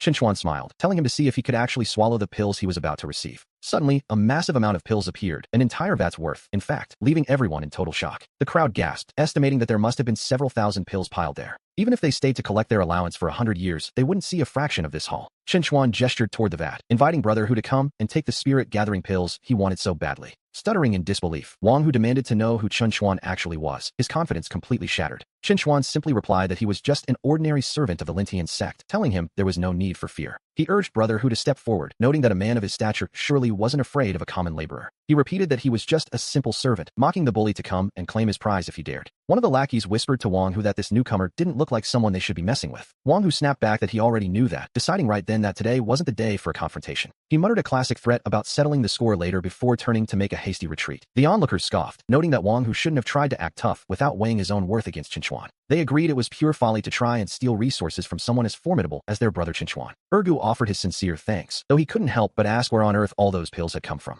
Chunchuan brushed it off as a trifle, turning the conversation back to Ergu's obvious mistreatment. Ergu tried to claim it was nothing, but Chunchuan noticed the distance that had grown between them in just a few days. He asked if Ergu had forgotten how he used to protect him back in their village, demanding the full story. Ergu finally sighed, explaining that after being assigned to the kitchens, things had started small. At first, the others only asked him to help out with a few extra chores and minor errands. But as time went on, they saw his gentle nature as a weakness and their demands became increasingly cruel. Chunchuan shook his head, disappointed that his friend had forgotten his lessons, and decided they would find an opportunity tonight. Chunchuan promised to help him get his revenge, but Ergu hesitated, reminding him they were both just lowly servant disciples. He warned that Wang Hu had a cousin who was an outer sect disciple, a much higher rank than their own. Chunchuan scoffed at the idea, asking if being an outer sect disciple was really supposed to be that impressive. He challenged his friend, asking why he couldn't be a man and act a bit more like his brother Chunchuan. He looked Ergu in the eye and demanded a simple answer. Would he stand up for himself or not? It was a direct question, repeated with intensity. Was he in or was he out? Ergu began to stutter another, but Chunchuan cut him off, telling him he could keep his excuses to himself. For the sake of their long friendship, he decided to give Ergu a little more time to think it over. He set the deadline. Ergu had until Chunchuan finished waiting in line for his turn.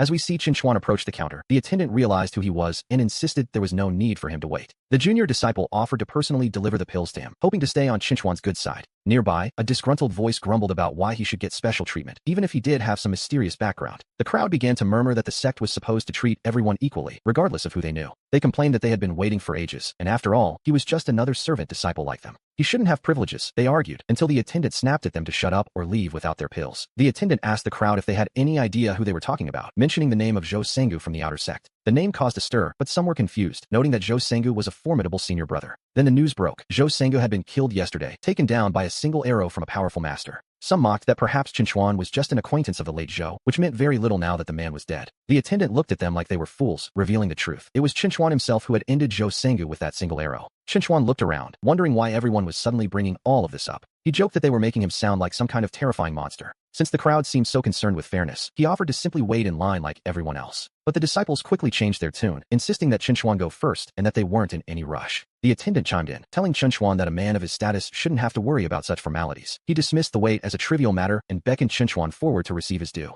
He then handed over the pills intended for Chunchuan and the fairies of the spirit fields. Chunchuan noted the large amount, but the attendant explained that someone of his unique standing required a different supply. It was only right, the attendant argued, as he presented the extra rations with a respectful bow. Chunchuan smiled at the gesture and turned to Ergu, asking him if he was paying attention. He remarked that if one has power and doesn't use it, they are simply a fool, a harsh truth in this world. He promised that as long as Ergu stayed by his side, Brother Chunchuan would look after him. With the pills in hand, he asked his friend one last time if he still had any doubts. Ergu finally found his resolve, declaring that he wouldn't return to the fire prevention unit after all. He decided that revenge was necessary, as he didn't want to bring shame to Chunchuan or the village chief of Wonyu village. Chunchuan laughed, telling him it was about time he remembered he had come here with his father. He told Ergu there was no reason to be a coward, especially considering his current connections. It seemed Ergu had been bullied for so long that he had forgotten the influence of the village chief. With a shake of his head at his friend's behavior, Chunchuan told him to follow him back. And so, Chunchuan decided that his first order of business would be finding Ergu a proper new job. As they walked, Dongxue spoke up, feeling there was something she needed to discuss with Chunchuan. She explained that the spirit fields had never actually seen a precedent for what he was suggesting.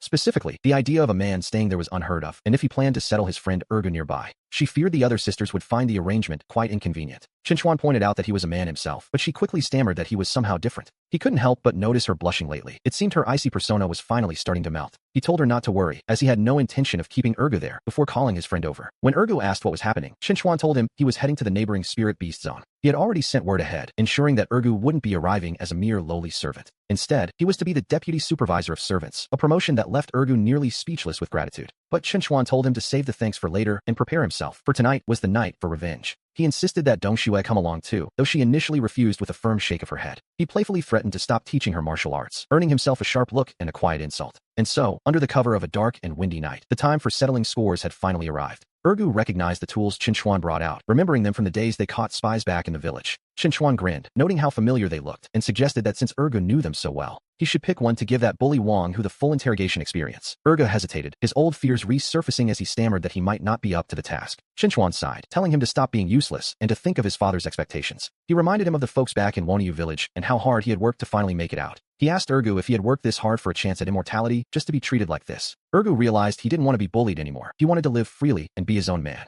He wanted respect, but he wasn't quite sure how to go about getting it. Finally, he made up his mind. He was going to do it. After all, wasn't it time for revenge? We see that instead of weapons, Chunchuan had brought out two rather unassuming small bottles. Ergu hadn't expected him to use such a method, thinking to himself that it was a bit dirty. Dongxue was confused by the term, wondering what could possibly be inside those two bottles. Chunchuan explained that one contained a special knockout drug, while the other was a bit more unique. When she asked what the second one was, he simply told her she would find out soon enough. In reality, it was a potent breeding stimulant meant for livestock, a truly mysterious choice, to say the least. A little later, Ergu returned and confirmed to Chunchuan that everything had been prepared as planned. He couldn't help but ask how Chunchuan had come up with such a creative, if slightly bizarre, way to get even. He admitted he learned it all from his father. Years ago, when the neighboring village tried to steal their land, his father had taken him out in the middle of the night. They had sneaked into the rival's camp and used this exact same trick. He asked his father if he had forgotten how it all ended. It was a hilarious memory. The next day, when those tough guys showed up to seize the land, every single one of them had shaky legs. They were all clutching their backsides as they were easily chased away. Yes, clutching their backsides, a rather undignified sight, to be honest. The realization began to dawn on the captives. They suddenly realized they didn't actually want to know the details of what was coming next. Terrified, they demanded to know what was happening, shouting for the men to get away and pull their pants back up. They begged for mercy, calling the act shameless. But as our protagonist knew, when you're dealing with shameless people, you have to use equally shameless methods. He then signaled to Ergu that it was time to begin.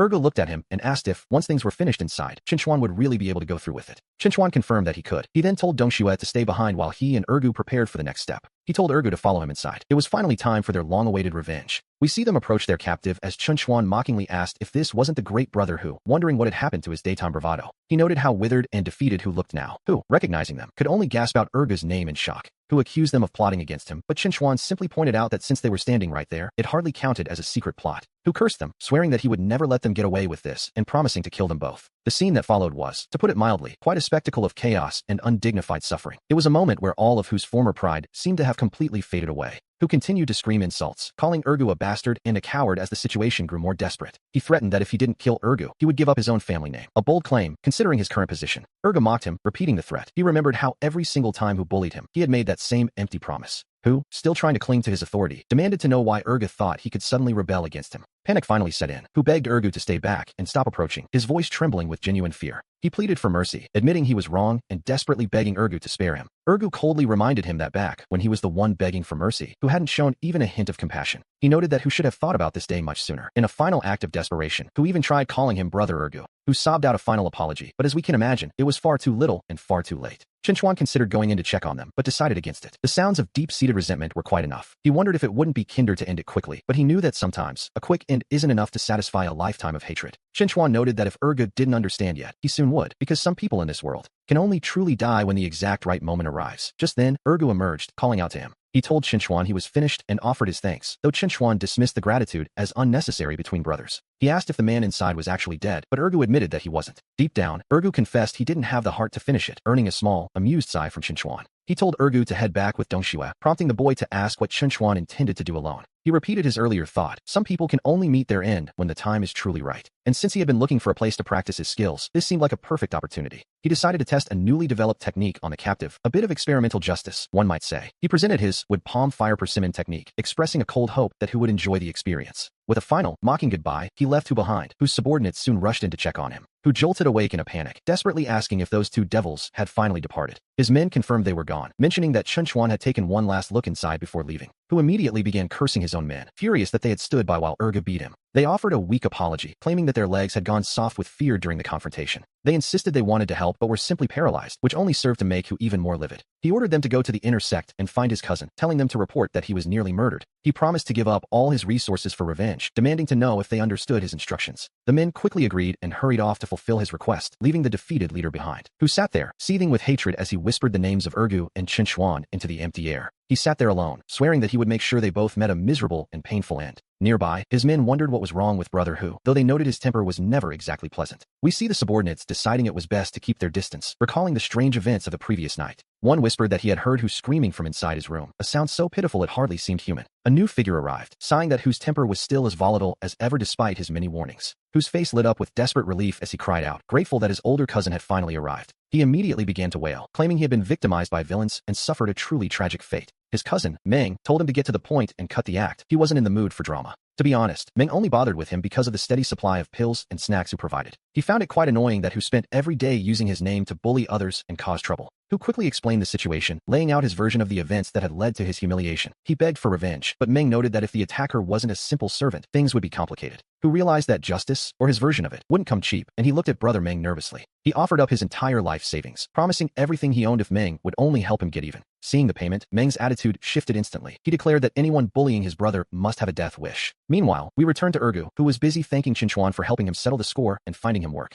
Ergu insisted he couldn't possibly accept the pills and snacks Qinchuan offered, but Qinchuan told him to take them. He reminded Ergu that years ago, he and his father had been looked after by Ergu's family in much the same way. Dong Xue chimed in, telling Ergu to accept the gift, as Qinchuan would be genuinely unhappy if he refused. She noted that Qinchuan was always good to his friends, and with these resources, their lives would finally improve. Qinchuan assured him that once he began training with the Qin family, no one would dare bully him again, especially after hearing about last night. Ergu declared himself a real man now, though he admitted he was still a step behind Qinchuan, and offered his sincere thanks. Qinchuan thanked them both, gently explaining that the Lintian district didn't accept male disciples, so Ergu shouldn't take it personally. He mentioned that senior brother Zhu next door was a good man, and following him would ensure Ergu stayed safe from trouble. Ergu nodded knowingly, remarking that he understood this place was essentially Qinchuan's personal harem. He promised not to be a disturbance, leaving Dong Xue to wonder what on earth he meant by the word harem. Xinchuan quickly urged Ergu to head over to Brother Zhu's place, and Ergu obeyed immediately, calling out a final goodbye. He vowed to work his hardest, while elsewhere, we see a group gathering as someone noted the area was getting quite lively. Everyone was present, and Xinchuan was surprised to see Wang Hu appearing so soon, wondering how his wounds had healed so quickly. Hu scoffed, claiming those few shallow cuts could never truly stop him, and declared that today, he would have his revenge. Xinchuan noted that while the wounds might have closed, Hu was still walking with a rather suspicious, tight-lipped waddle. Hu snapped at his sharp tongue and turned to Meng, pointing out that these were the people who had humiliated him.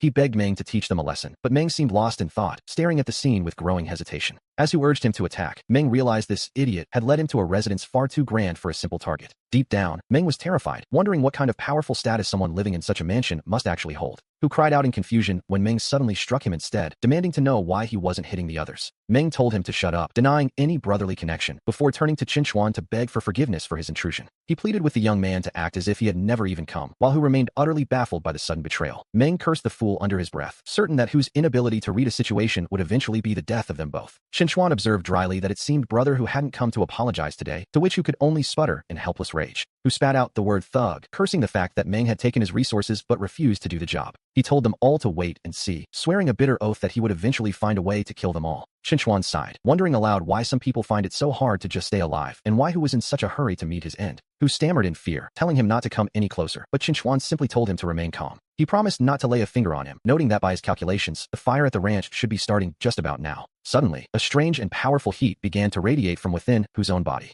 As Hu screamed for Meng to save him, the older man could only watch in horror at such a terrifying display of power. Meng realized with a shudder that he hadn't even seen how it was done, concluding that this was a man one must never provoke. He addressed Xinchuan as junior brother, pointing out that since Hu was already dead, it would be best to pretend he was never there. He suggested they simply let the matter drop, but Xinchuan found the idea of dropping it rather amusing. After all, one doesn't simply bring a crowd to someone's doorstep to cause trouble and then expect to walk away when things go south. Xinchuan asked if he looked like someone who could be easily trifled with, prompting a nervous Meng to ask what he wanted instead. The answer was simple. Meng was to hand over his artifacts and every single thing of value he had on his person. Only then could he leave, but Meng bristled, offering an apology while warning the young man not to push his luck too far. He advised Xinchuan to show some mercy, claiming he wasn't actually afraid of him, which, to be honest, was likely a lie. Xinchuan found this quite interesting, asking with a dry smile if Meng actually intended to trade blows with him. As the tension rose, Dongxue stepped forward and softly suggested to Xinchuan that perhaps they should just let it go. She had heard that Meng was one of the top talents in the outer sect, far more dangerous than the Zhou Sengu he had faced before. Meng insisted he had no desire to become Xinchuan's enemy, but warned that if he were forced into a corner, he would fight back. He prepared himself for battle, standing firm as a supposed top talent of the outer sect, though we can see the situation was far from over. The onlookers could only marvel at how much stronger Xinchuan had become, whispering their amazement to one another. He hadn't even drawn his sword this time, leading one to admit they knew he was strong, but not this strong. To be perfectly honest, the sheer scale of his power had exceeded everyone's wildest expectations. Xinchuan noticed a change in the crowd, wondering why his usual supporter, Yue, wasn't the one cheering him on. When asked if he had finally agreed to start a family with her, he quickly decided that such a step was quite unnecessary. He turned back to his opponent, asking if he still wanted to fight, while Meng realized he was completely outmatched. Deep down, Meng was shaken. He had no way to fight back and couldn't even fathom how Xinchuan had performed such techniques. Offering a hasty apology, Meng admitted he was in the wrong and presented his own treasure, the Chu Wu Dai, as a peace offering. He begged Xinchuan to accept it, proving that when one stops making threats, they might actually keep their life. Xinchuan decided the man was a talent of sorts and, with a dismissive wave, told him he was free to go. He advised Meng to be more selective with his followers in the future, a lesson the older man claimed he would take to heart. With a final respectful bow, the top talent of the outer sect made his exit as quickly as his dignity allowed. The followers cheered, noting that sticking with Xinchuan always paid off, and swore to protect him at all costs.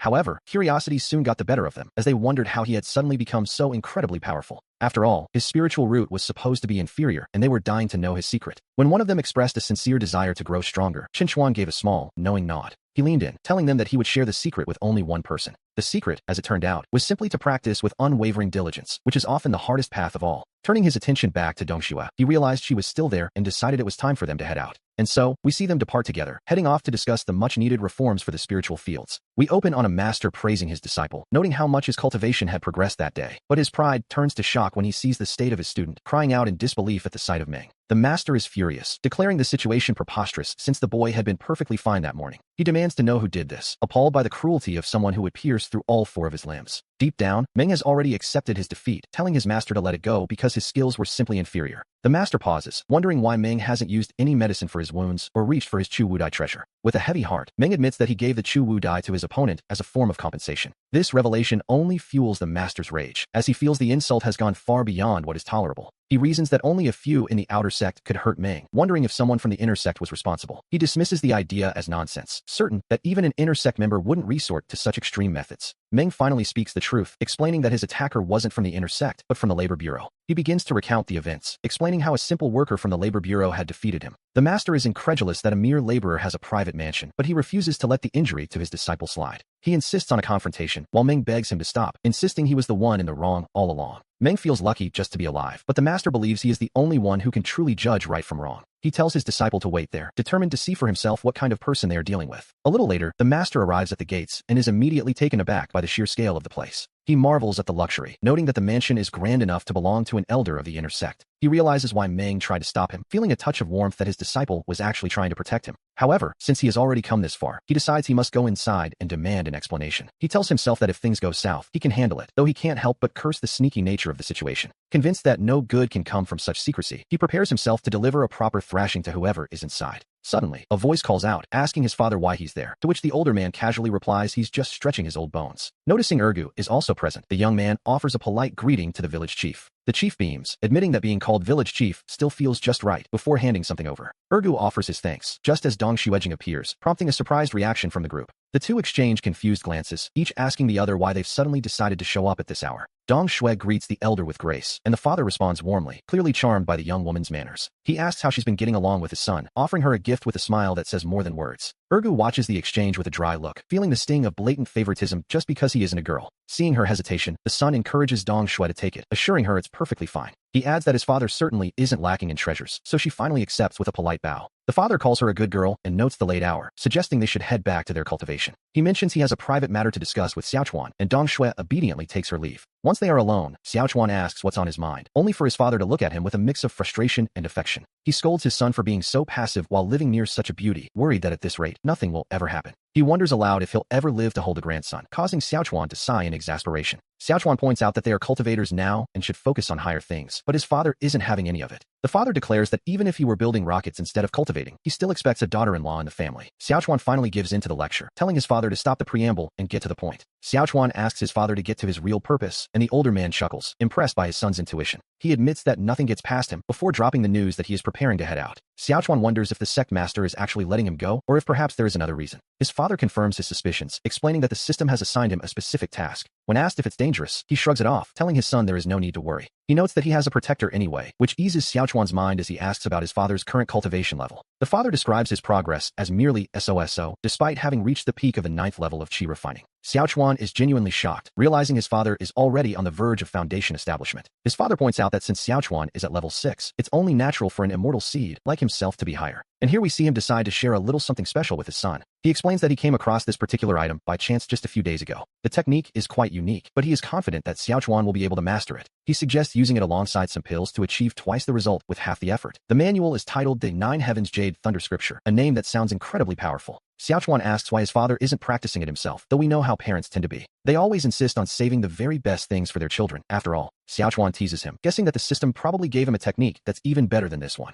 Caught in the act, his father simply smiles, says his goodbyes, and prepares to depart. As an afterthought, he mentions he caught someone acting suspiciously at the door and gave them a bit of a thrashing. Xiaochuan asks if everything is alright and if the intruder was a man or a woman, only to learn it was just an old man. His father tells him to toss the intruder far away on his way out, calling him a little rascal with a smirk. The intruder, meanwhile, groans about being ordered around while nursing a body that is absolutely throbbing with pain. He feels as if he's been hit by 800 punches, shocked that such a villainous person exists within the sect. It's a pity he didn't see the man's face, but he finds some small comfort in the fact that his Chu Wu token wasn't stolen. He decides that once he gets Xiaoming's token back, he will report this entire villainous incident to the sect authorities. He is determined to find this person, absolutely certain he must track down the scoundrel who did this to him. Suddenly, a voice calls out for him to stop, noting with some amusement that he's quite durable to have woken up so fast. The old man looks up and asks if the young man living in that particular manor is the stranger's junior. The father admits that's more or less the case, prompting the old man to explain his business there. After explaining, the old man asks if the father could kindly return his beloved disciple's Chu Wu token. The father plays along, acting as if he understands perfectly, and tells the old man to follow him. The old man is overjoyed, thinking to himself that there are still plenty of good people left in the world, bless his heart. The father, however, is thinking that since the man targeted his son, he's lucky he wasn't stripped of everything he owned. He remembers Xiaochuan's request to throw the trash far away and wonders exactly where the best dumping ground might be. A little later, someone else stumbles upon a body and wonders who this pighead is lying on the ground. Judging by the robes, he realizes it's an elder, which leads to a rather sudden and vulgar realization. It turns out the man beaten to a pulp is none other than Elder Zhao.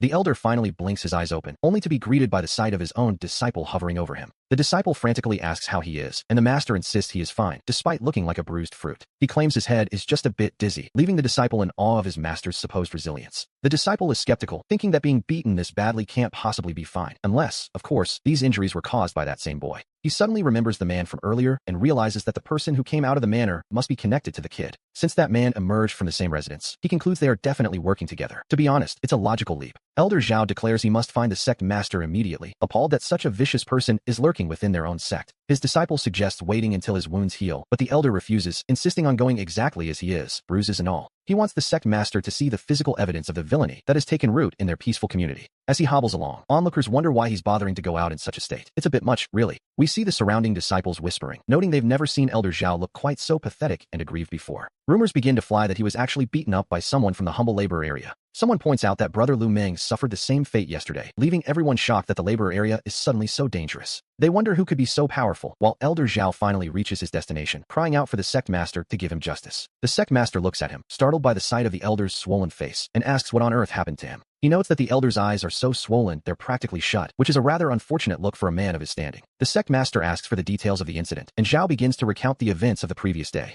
He insists that this is the truth and begs the sect master to severely punish the wicked person responsible for this mess. Hearing that the labor area is involved again, the sect master starts to have a very bad feeling about where this is going. He asks if Zhao saw the culprit's face clearly, and the elder confirms he saw it perfectly, offering up a visual description for the master's eyes. He points to the image of the man, but the sect master's reaction is one of pure, stunned silence. It's a face he recognizes all too well. The sect master asks with a trembling voice if he is absolutely certain it was this man, leaving Elder Zhao a bit confused by the tension. The master then asks how long Zhao has been with the sect, to which he proudly replies that he's been on the mountain since he was 6. Elder Zhao admits he can no longer remember exactly how many years he has spent within the sect. It has been a lifetime, really. He looks at the sect master, wondering if his long years of service are finally being recognized and if justice is about to be served. The sect master sighs and tells him simply to pack his things and leave the sect forever. Zhao is stunned, asking if he heard correctly, but the master merely repeats that it is time for him to head down the mountain. Alternatively, the master suggests that Zhao and his disciple could go and apologize to that young boy. Zhao is utterly bewildered. He cries out that they were the ones who were beaten, asking where the justice is if the victims must be the ones to apologize. The sect master explains that justice, in this case, is simply the reality of that father and son. Despite having joined the sect less than half a month ago, one of them has already reached the 6th level of Qi refining. The other is at the peak of the 9th level, the future sect master of Qingyun himself. The weight of the situation finally sinks in for Zhao. He understands now and is told to leave. Meanwhile, we see the young boy marveling at his progress. He has reached the 7th level, thanks to his father's cultivation technique. He hadn't expected to gain the power of lightning through this method, leading to yet another breakthrough.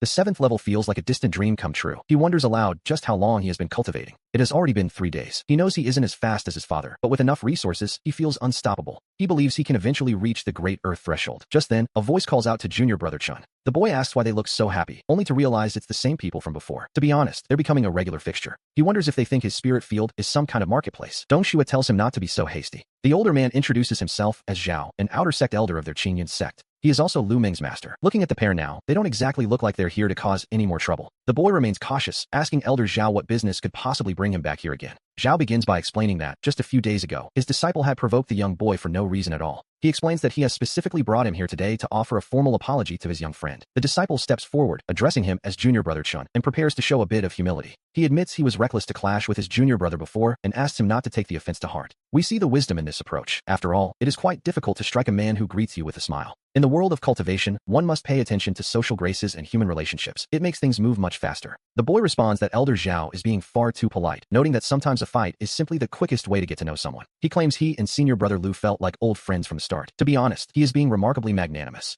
Zhao tells Lu Meng to learn from this example, mentioning that he still has a few matters left to attend to. He prepares to take his leave, though he quickly changes his mind about rushing off just yet. He decides to sit for a while, claiming that as an old Taoist, he shouldn't meddle too much in the affairs of the youth. He suggests that since the boy and Lu Meng are both young, they should have plenty of common topics to discuss. The boy wonders what old Zhao is playing at. He feels lucky enough just to not be trading blows with Lu Meng. He struggles to think of what they could possibly chat about, but then Lu Meng breaks the silence. Lu Meng asks if junior brother Chun has had the chance to walk around since coming up the mountain. He has, of course. The boy mentions he has visited the Spirit Heaven area, the outer sect, and even drops by the sect master's main hall quite often. The mention of the main hall leaves Lu Meng stunned, wondering when he might finally be allowed to visit such a place. Seeing all the apology gifts, the boy asks if he wants to go, offering to take him along next time as a gesture of goodwill. Lu Ming quickly declines, not daring to trouble his junior brother, and tries to steer the conversation elsewhere. He asks instead if junior brother Chun has ever visited the markets and fairs located at the foot of the mountain. Lu Ming explains that the Qingyun market is jointly managed by the 4 great families under the Qingyun sect. The boy is surprised the sect has such a place, but Lu Ming hints there is much more to it than simple trade. He mentions a spot where one can enjoy fine wine, and where the young ladies are particularly refreshing to look at. Chen realizes his perspective was far too narrow. He had no idea Qingyun hosted such lively commercial interests. Looking at Chen's expression, Lu Ming assumes the boy is thinking something quite scandalous, which, to be fair, he probably is. Lu Ming notes that today's autumn air is crisp and refreshing, a perfect day for an excursion. He suggests they go together to appreciate the sights, asking senior brother Lu for his thoughts on the matter. Chen looks at him with a stern face, making Lu Ming wonder if he has completely misjudged the boy's character.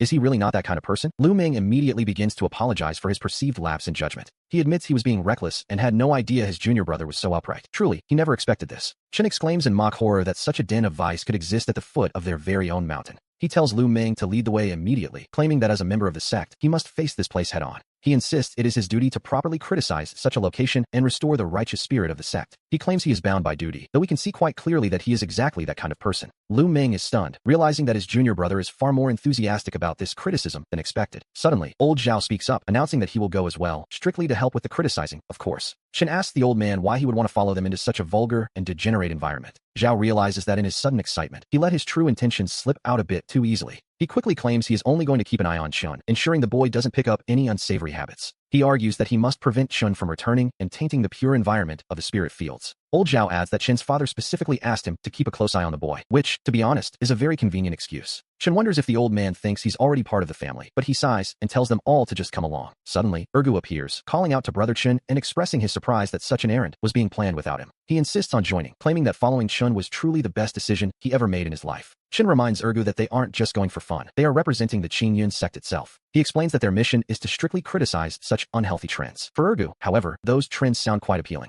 The boy eagerly agrees, noting with a grin that this will be his very first time participating in such a criticism. Suddenly, Xiaolu appears, catching them off guard with her presence. Ergu immediately points the finger, stammering that it was Brother Chun who brought him along for this little trip. Trying to change the subject, Chen asks senior brother Lu how much further they have to go, only to learn they have already arrived. Lu Ming tells his junior brother to look down, and the sight that greets Chun leaves him completely speechless. Chen stares in disbelief, asking if this is really the market Lu Ming was describing earlier. To him, it looks less like a simple market and more like an entire fortified city. Lu Ming confirms that this is indeed the place. He explains that because many rogue cultivators live around Qingyun, the market had to be built on a much grander scale. Chen notices the massive crowds and is annoyed to find out there is an entry fee. Lu Ming explains that even a sect needs to fund its operations. Lu Ming approaches the guards, identifying himself as an outer disciple of the sect to gain passage. The guard verifies his identity and waves him through, telling the group they may proceed. However, the guard stops the others, much to Chen's confusion. It turns out sect regulations for outer disciples are quite specific. Outer disciples don't have the privilege of bringing guests for free. Everyone else must pay the entry fee, much to Lu Ming's embarrassment. Lu Ming apologizes to Chen, admitting he usually comes alone and had no idea such a rule even existed. Chen feels a bit awkward, thinking that Qingyun is far too stingy for imposing so many rules on its own people. The whispers from the crowd start immediately, noting that the leader of their little group is just a lowly outer disciple. It is a truly embarrassing display. They suggest it would have been better to just pay the entry fee quietly. Ergu leans in, whispering to Brother Chun that he came in such a hurry, he didn't bring any spare change. Chen simply tells him not to worry, because when you're with him, money is the last thing you need to carry. He approaches the guard, admitting he doesn't have the cash, but wondering if a certain item might suffice instead. The guard grumbles that if he had a token, he should have shown it earlier instead of wasting everyone's time. He assumes it's just another outer disciple token, wondering why Chun is being so mysterious about a common item. Chen asks if verifying a simple identity really needs to take this long, while the guard finally takes a look. Suddenly, the guard's demeanor shifts entirely as he shouts for the entire squad to assemble immediately. The onlookers are confused, wondering what could possibly be happening with that specific token. Some whisper that it must be a fake, and if so, the boy has an incredible amount of nerve to try such a stunt. To forge a pass on Qingyun's own territory is essentially a death wish, or so the crowd believes. Chen himself is surprised, wondering if the token the sect master gave him is truly this powerful as the guards bow. The head guard trembles, apologizing for his earlier offense now that he realizes a true successor has arrived. He begs for forgiveness from the senior brother, realizing he nearly insulted the highest rank of disciple. The crowd is stunned. A true successor of Qingyun should be meeting with the great families, not visiting a market. And as we soon see, this isn't just any elite disciple from the inner circles of the sect. This is the personal true successor of the Qingyun sect master himself, a rank that commands absolute respect. Chen tells them all to stand up, casually explaining that he's just brought a couple of friends along for some fun. Chen tells them to stop making such a scene, asking if they can finally just head inside now. The guard quickly agrees, insisting that a true successor can bring as many people as he likes. He even offers to notify the leaders of the 4 great families, but Chen tells him to keep his arrival quiet. He commends them for their work and tells them to return to their duties. After all, he has no interest in formalities. If the 4 leaders showed up, he knew his chance for a fun night would be completely ruined. He quickly calls for Dongxue and Ergu to follow him, while Lu remarks on how impressive Chen truly is. Lu admits he never expected such a place to exist within the sect, but Chen tells him to stop using formal titles. Lu apologizes, explaining that he had no idea Chen was the sect master's personal successor and fears he caused offense. Chen tells him to drop the act, asking if he knows the 4 bonds that make men true brothers. When Lu looks confused, Chen lists them, studying together, fighting together, and facing trouble together. And the final bond, he explains with a grin, is exactly where they are heading right now. He urges them to hurry up, suggesting that since they've shared so much, they should forget about stiff etiquette. Lu is delighted to find that his junior brother is a man of culture, and he eagerly points the way. He tells them it's just ahead and asks them to follow him, while Chen offers a playful compliment to his guide. Chen suggests they go and critique the establishment properly, a sentiment they all seem to agree on. As they arrive, the atmosphere is lively, and they are greeted with immediate enthusiasm. A woman recognizes Lu immediately, calling out to him as the immortal Master Lu with a knowing smile. She mentions it has been quite a while since his last visit, though Lu quickly tries to shush her. Chen teases him, noting that Lu seems to be a regular at the very place they were meant to be critiquing. Lu can only stammer that it is strictly for research purposes, even as the staff welcomes the immortal back. Lu quickly introduces his companion, announcing to the staff that Chen is a highly distinguished guest he has personally invited. He asks them to prepare the Xian rank private suite, but the hostess apologetically informs the immortal master that there is a slight problem. It turns out the Xian rank suites are all currently occupied, leaving them in a bit of a logistical bind. She suggests moving them to a Huang rank room instead, noting that they simply arrived at a very busy time. Lu looks troubled, explaining that his status only allows him to book suites at the Xian rank or below. Chen watches this play out, thinking to himself that the universe seems determined to give him every opportunity to show off. He steps forward and asks the Mama-san to take a very close look at his own identity and status. He asks her quite directly what level of suite a man of his standing should be assigned. The hostess is no fool. She immediately understands and declares that such a noble young master is their most distinguished guest. She grants them the prestigious Heaven Rank No. 1 suite and personally invites them to follow her. She compliments Chun on his good fortune, promising him that the ladies at their establishment are truly exceptional. They soon arrive at the suite, and even Chun has to admit that the accommodations are quite impressive. He hadn't expected to find such an elegant room in a place like this, and the hostess is quick to agree. To show her gratitude for his visit, she offers to have the establishment cover all expenses for the Heaven Rank suite tonight. Chun waves the offer away, asking her if he looks like a man who is short on pocket change. He hands over a payment, demanding that she bring out their most expensive wine and their very best ladies. He tells her to summon them all for him immediately, and she scurries to comply with his request. But he isn't finished yet. He has one more grand announcement for everyone in the building. He declares that tonight, every single person's tab will be covered by young Master Chun. The hostess is stunned by the sheer amount of wealth on display and rushes off to make the arrangements. The hostess steps forward, addressing the crowd with a polite apology for interrupting their evening festivities. She asks for a moment of their patience, as she has a very special announcement to make to the entire room. The guests are puzzled, wondering why she's using a building-wide voice transmission for a simple message. They whisper among themselves, curious about what could possibly be important enough for Hongyang to announce personally. She tells them to listen closely, explaining that the guest in the Heaven Rank suite has a message for everyone. Tonight, every single expense at the Fenghua Pavilion will be covered entirely by young Master Chun. The room erupts in cheers as a man named Niu Yudao raises his glass in a grateful toast to Chun. Another guest, Li Chuanfen, joins in the thanks, offering to show off a little performance in Chen's honor. Chun waves off their formalities with a smile, inviting everyone to join him in a collective drink. One observer grumbles to himself, annoyed that Chun is getting so much attention for what he considers a small sum. It clearly irritates him, but the celebration continues regardless as the wine begins to flow freely. The hostess instructs the ladies to provide the best possible service to their most distinguished guest. The first introduces herself as Chuntao from Shengjing, followed quickly by Xiaxiang, who greets him warmly. Then comes Qiulan from Jianghai, each woman eager to make a lasting impression on the wealthy young master. A string of introductions follows, with several more ladies proudly announcing they hail from the Jianghai region. Suddenly, a man named Wang Gang from the northwest chimes in, leaving everyone momentarily confused by his presence. The hostess quickly apologizes to Chun, explaining that the man was simply there to deliver the fruit platter. Chun tells them to skip the rest of the introductions and focus on taking excellent care of his 2 companions. Lu looks over in surprise, asking Chun why he is giving all the attention to them instead of himself. He asks if Chun isn't going to join in, but Chun simply tells them to go ahead and enjoy themselves. Chun tells himself that some beautiful sights are meant to be admired from a distance, without the need to get personally involved. Besides, he reasons that he already has Dongxue by his side, and he certainly isn't joking about that. He looks at the crowd, thinking that these women have been with far too many others, and he has no interest in leftovers. To him, Dongxue is far superior, though she reminds him firmly that she is only there to keep an eye on him. She warns him not to cross the line, but he simply brushes it off with a playful shrug. He asks her if she would prefer him to go embrace someone else and return home smelling of cheap perfume and powder. She finds the idea utterly repulsive, which leaves her wondering what he actually expects her to do. Eventually, she relents and tells him to just hold her instead, which, in his mind, is exactly how things should be. He feels a small sense of victory, certain he can handle her, just as the hostess addresses the crowd once more. To show proper respect for young Master Chun, she announces the arrival of the legendary Lady Huai. The name sends a ripple through the room, as Huai is known to be the absolute top star of the Fenghua Pavilion. Rumor has it she has never actually entertained a guest and remains pure, a rare thing in a place like this, naturally. The regular patrons are stunned, knowing that on any ordinary day, they wouldn't even catch a glimpse of her. As she appears, we see the crowd gasp, calling her a literal fairy because of her breathtaking beauty. One guest remarks that despite his many visits, this is the very first time he has ever seen Huai in person. Chen admits she is quite impressive, even briefly imagining what it would be like if she and Dong Shua were together. But he quickly shakes the thought away, deciding it is better to let the idea go for now. Dong Shua notes the woman's worldly air, briefly wondering if she would look better in those clothes, but she stops herself. She questions her own thoughts, wondering why on earth she would even consider doing such a thing for Chen Chuan. The hostess smiles at the audience, telling the honored guests just how lucky they are to witness this moment. As it turns out, today is the very day that Huai is scheduled to make her official debut. The hostess wonders aloud which distinguished guest will be lucky enough to claim this rare flower. Suddenly, a voice rings out from the crowd, bidding 5,010 gold pieces. The room erupts in whispers, with people wondering if the bidder is mad or simply an incredibly wealthy young master. Dong Shua turns to Chun, asking if he plans to compete for her since he seems to like her so much. She points out that 5,000 gold should be no problem for him, so why not join the fray? Chen admits that Huai is indeed beautiful and, more importantly, she is still untouched. While that fits his personal standards, he finds the idea of spending 5,000 gold for a single night quite steep.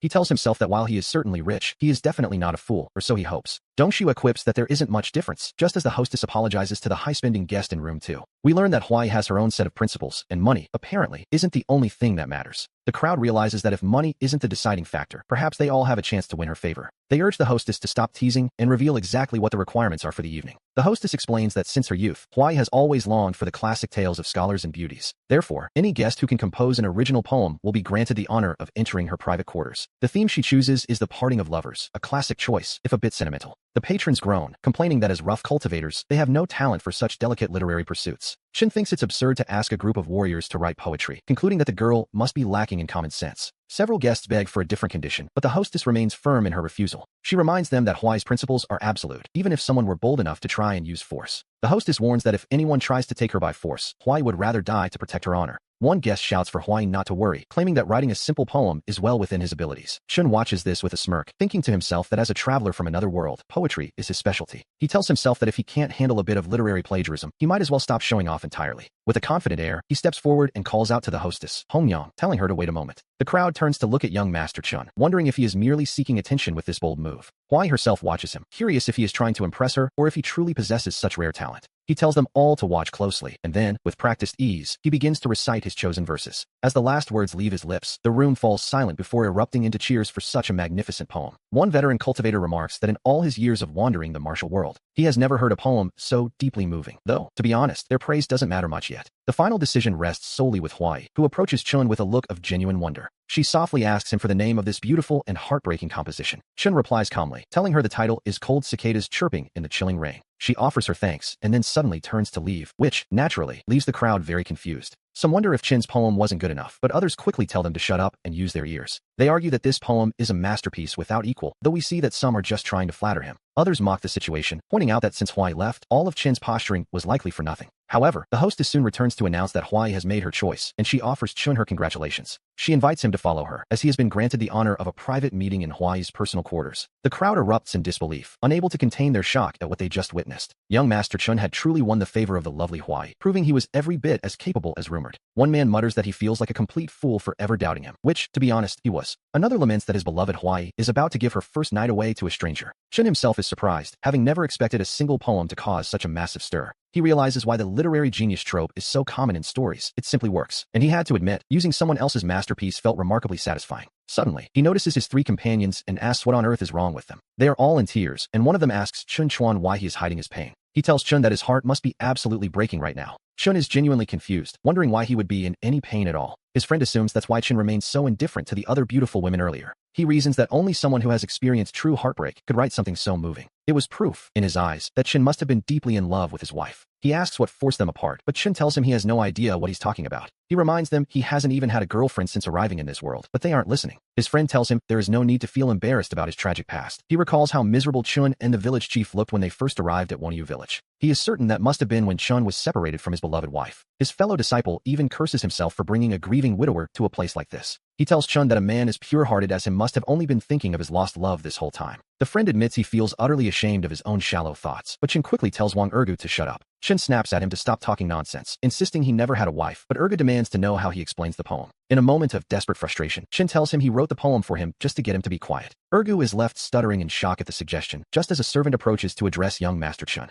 The servant presents him with a special token, the official invitation to enter Lady Huai's private quarters. He asks Chen when he would like to visit. While nearby, the other disciples are busy jumping to their own conclusions. They whisper about how junior brother Chen's feelings for sister Dongxue must be incredibly deep and sincere. Another adds that it must be serious, considering the village chief even came to meet Dongxue a few days ago. The rumors spread like wildfire, leaving everyone wondering if the stories are actually true. One disciple asks the obvious question, will Chen actually go through with the meeting with Lady Huai now? They reason that he surely wouldn't dare visit another woman right in front of the girl he supposedly loves. To do such a thing, they conclude, would make him a truly heartless monster. Chen realizes he spoke too quickly and that he is now in a very tight spot. To be honest, he had played his hand a bit too well. He worries that Dongxue will completely misunderstand the situation, realizing he let his irritation get the better of him. The servant, oblivious to the internal crisis, asks young Master Chen once more for his decision. He presses Chen on when he plans to use the invitation, while elsewhere, a new arrival is looking for him. An older man asks the village chief where that brat Chen Chuan is, annoyed that he isn't answering his messages. He grumbles that the boy has already forgotten his own father now that he has a woman, which bodes ill for the future. The village chief tries to calm him down, explaining that Chen Chuan is currently very busy. Ergu scoffs at the idea, telling the older man that Chen isn't busy at all, unless you count visiting a courtesan's private quarters. He mentions a night of passion, which causes Chen's father to explode in rage, calling his son a complete scoundrel. He shouts that the Chun family hasn't done anything so shameless in generations, and if Chun dares to betray Dongxue,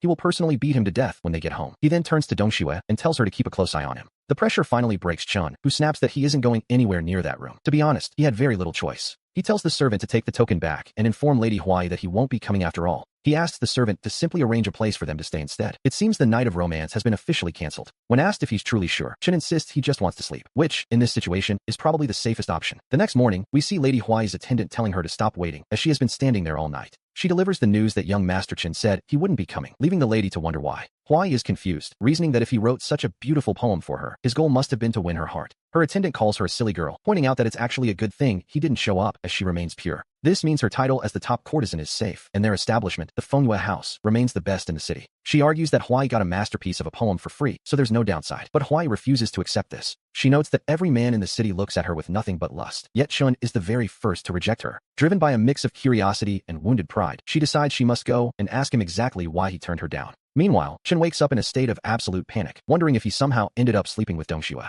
He is horrified, lamenting that the purity he guarded for over 20 years might have vanished in a single night. He worries that it's all gone in a confused blur, but a voice tells him to stop letting his imagination run wild. It turns out that after his drinking contest with senior brother Lu and Ergu, he simply passed out and had to be carried back. He looks around in confusion and asks Dongxue why, if nothing happened, she is currently sitting on his bed. She explains that the matchmaker thought they were traveling together and didn't bother to arrange any other rooms. Chen stammers, trying to confirm that absolutely nothing happened between them during the night. Dongxue shoots him a look, asking what else he expected to happen, before confirming that his virtue is intact. He breathes a sigh of relief, though deep down, he wonders why he feels a strange sense of disappointment. He tells himself that next time, he simply must stay sober. To be honest, that is easier said than done. Outside, Ergu watches them, convinced that Chun is a master of romance now that they've shared a room. And yet, senior brother Lu notices that Chen's expression is actually quite strange for a man in love. He observes that Dongxue doesn't look like someone who just spent a passionate night with a lover either. A sudden, terrible thought crosses his mind. Could it be that Chun is actually incapable of performing? Meanwhile, Lady Huai watches from afar, realizing that with such a beauty by his side, his rejection makes sense. She tells herself it's perfectly logical that young Master Chen wouldn't visit her private quarters under the circumstances. But she refuses to give up on such a talented man, driven by a curiosity she cannot quite suppress. Suddenly, a bolt of lightning strikes toward them, and Chen shouts a warning as the world turns to chaos. Senior brother Lu is impressed that Chen's spells have improved so much, even as he demands to know who is attacking. He calls out to the hidden assailant, asking why they won't show their face and have a proper conversation. Chen scoffs, realizing the attacker is just some fool from the second-ranked Heaven Suite trying to show off. He wonders how anyone could be bold enough to strike at him, knowing he is a guest of the top-ranked suite. He reasons that no one from the 4 great families would be this brainless, which leaves the question of their identity. A mysterious voice replies, claiming they are only there to help and have no intention of letting him go. Chen reasons that no one from the 4 great families would be this brainless, which means this person must be from the Qingyan sect. Finding the situation rather interesting, he introduces himself as Chen Chuan and asks how exactly he has managed to offend them. He repeats the question, genuinely curious to know what he could have possibly done to earn such a hostile greeting. The voice replies that he hasn't offended them at all. They are simply doing what they want. Chen scoffs at the lack of martial honor, calling the attacker a piece of trash who relies on sneak attacks because they can't play fair. The assailant notices Chun has protective artifacts and decides to see how many he has left, calling forth a torrent of fire.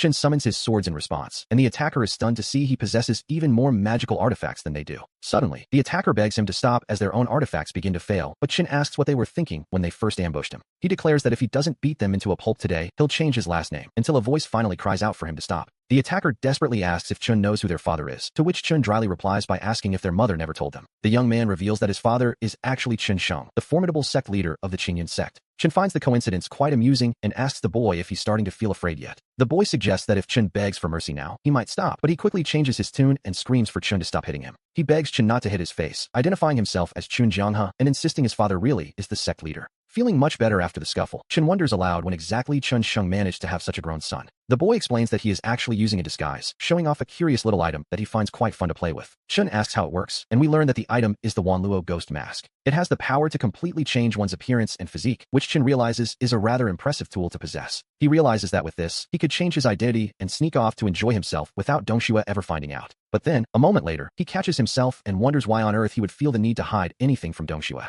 The boy snaps back, telling Chen to just wait and demanding to know his name if he has the guts to give it. He vows to find someone to finish Chen off once he returns home, noticing, with some annoyance, how agile Chen is. Chen, never one to back down, tells him he isn't afraid to share his name and has no intention of hiding it. He claims his name is Lu Meng, daring the boy to try and kill him if he thinks he's capable of it. He repeats the name Lu Meng with a smirk, practically inviting the boy to do his worst. The boy nods, committing the name Lu Meng to memory and warning Chen that he'll be waiting for their next encounter. Later, we see Chen Chuan approach his senior, wondering aloud if he has somehow offended him. He tells him not to think he didn't hear those earlier comments about him being incapable or weak. Chen Chuan adds that since he was called out, the senior should also expect a reckoning in the near future. Meanwhile, back at the sect, the boy runs to his father, crying out for him to take revenge on his behalf. He wails that his father's own son has been beaten, which naturally causes quite a shock. The father, Chen Sheng, is horrified, asking who on earth could have turned Jianghe's handsome face into such a mess. Jianghe sobs that the attacker identified himself as Lu Meng, a name that clearly rings a bell. His father tells him to stop talking nonsense, noting that Lu Meng's master came in just 2 days ago in a similar state. He questions how Jianghe, with all his magical artifacts, could possibly lose to someone like that. Jianghe realizes with growing fury that the man not only beat him up but had the audacity to lie to his face. He laments how inhuman the attacker was, just as his grandmother rushes in, calling him her dear grandson. She is heartbroken to see his condition, demanding to know who could have possibly done this to her precious boy. Jianghe starts to say it was Lu Meng, but then he pauses, realizing the name was likely a complete fabrication. He admits he has no idea who the man actually was, and his grandmother tells him to stay still so he can heal. His father, Chen Sheng, tells him to describe the man's appearance so he can order a search and drag him out. Jianghe sniffs and admits that the guy was actually somewhat handsome. He adds that the stranger was almost as good-looking as himself, but his father tells him to get to the point. Jianghe begins to describe the specific details he noticed during their encounter. He explains that the boy had striking, bright eyes and was capable of using several different types of spells. He was dressed in dark blue, tight-fitting martial arts attire with a cross-collar design, and on his wrists, he wore distinctive black leather bracers. Chen Sheng mutters that this description sounds incredibly familiar, and his mother silently agrees. Jianghe remembers another detail. There was a particularly beautiful female disciple by the man's side. He thinks her name was something like Dongxue. His father reacts with shock at the name Dongxue, but Jianghe insists he heard it very clearly. He even claims the girl was more beautiful than the famous Lady Huai. Confused by their silence, Jianghe asks what's wrong and begs them to take revenge for him. Chen Sheng whispers to his mother, wondering how those two little troublemakers ended up together. The grandmother tells him to stay calm, then instructs Jianghe to go back and clean himself up. She tells him to return tomorrow at noon, though Jianghe wonders if that's when the revenge will happen. His father snaps, telling him to just do as he's told and stop talking nonsense before kicking him out. Chen Sheng complains to his mother about how spoiled Jianghe has become, wishing he were young enough to have another son. His mother tells him to stop. She has already checked the boy's injuries. She notes that the wounds are only superficial, proving that Chen Chuan likely realized who he was and held back. The situation isn't as bad as it looks, but Chen Sheng remains skeptical, asking his mother if she is truly certain. He gestures toward Jianghe's swollen face, which looks more like a bruised melon than the work of someone showing mercy. His mother reminds him to consider Chen Chuan's track record at the sect, 3 fights, resulting in 2 deaths and 1 severe injury. Compared to that, Jianghe got off easy, and Chen Sheng has to admit, the logic is hard to argue with. When he asks for their next move, she instructs him to invite Chen Chuan over tomorrow at noon. They will call it a family banquet, a simple chance to reconcile and let the whole messy affair blow over. Chen Sheng agrees to handle it immediately, though the idea of a family banquet carries a weight of its own. We return to Chen Chuan, who realizes that this invitation is nothing more than an attempt at forced mediation. When asked if he actually plans to go, he doesn't hesitate. After all, why would he miss such an opportunity? In his eyes, they are merely fat sheep offering themselves up, and it would be a waste not to take advantage of them. He knows that ordinary spiritual medicines no longer have any effect on his current level of cultivation. This banquet is the perfect chance to squeeze some high-quality resources out of his so-called relatives. He even mentions getting some resources for Dongxue, leaving her surprised that he is actually looking out for her. She begins to wonder if the things he said to her yesterday were actually sincere rather than just talk. Seeing her linger, Chen Chuan bluntly asks why she hasn't left yet, as he is ready to get some sleep. Dong Xue pauses and asks if he remembers her promise to repay the favor he did for her. He seems indifferent to the idea of a favor, but her resolve on the matter is clearly much stronger than his. She tells him that after yesterday, she understands his heart, and regardless of what he thinks, she intends to settle the score. Today, she is determined to return the kindness he showed her, whether he wants her to or not. She tells him not to try and stop her, as her mind is already made up. As it turns out, there was simply no escaping it. Chen Chuan finds himself wondering how Dong Xue could be quite this formidable. It's enough to make a man lose his mind. But at the very least, he can take comfort in the fact that he is fully conscious this time around. She asks him if he is heading to the sect master's main hall for the banquet today. He confirms that he is, and when she expresses her desire to join him, he doesn't seem to mind. She admits that after what happened last night, things feel different. She can feel strange changes occurring within her body, which, to be honest, is to be expected given the circumstances. After such a significant event, a lack of change would be more surprising. He agrees she can come, though he wonders if she's even fit to walk. She calls him a weirdo and tells him to mind his own business, her icy exterior finally showing a few cracks. There is a certain satisfaction, he realizes, in seeing a literal ice beauty transformed in such a way. It is a feeling that, quite frankly, isn't bad at all. We see them arrive at the hall, where the sect master greets him warmly, and Chen Chuan offers a respectful bow. He apologizes for being late, claiming last night was rather exhausting, and the sect master, surprisingly, doesn't seem to mind one bit. They are ushered inside to eat, and the sect master notes with a smile that young Dong Xue has joined them as well. The mood is light until Jiang He spots him and immediately begins complaining to his father. He insists that Chen Chuan beat him mercilessly yesterday, claiming the boy only hit harder once he heard the sect master's name. The sect master tells his son to shut up and sit down, directing Chen Chuan and Dong Xue to their seats instead. Chen Chuan offers his thanks, while Jiang He fumes, convinced his father has lost his mind by acting so friendly. He tells himself that once his grandmother arrives, these two will finally get what's coming to them. But as soon as the elderly woman appears, Jiang He's bravado vanishes into a flurry of desperate, clingy greetings. Jiang He clings to her, crying out that he has missed her to death, a display of affection that is, quite frankly, a bit much. He asks what he should call her if not grandmother, repeating the title with desperate, childlike insistence. The elderly woman smiles, noting that he's taking the words right out of her mouth and calling him a good grandson. She tells them all how well-behaved they are and gestures for everyone to take their seats. Dong Xue offers her greetings to the Supreme Elder, who remarks that the girl seems to have grown even more beautiful in just a few days. She begins to comment on her cultivation level, but then she stops abruptly, her eyes widening as she senses Dong Xue's spiritual root. She demands to know what has happened to Dong Xue's spiritual root, her composure breaking into a moment of genuine shock. Chen Chuan wonders if he overdid things last night, while Jiang He immediately begs his grandmother to do something. The sect master asks if something is wrong with Dong Xue's spiritual root, pleading with the elder to find a way to save her. The Supreme Elder tells Chen Chuan not to panic. There is nothing wrong with the girl's spiritual root. In fact, it has been upgraded.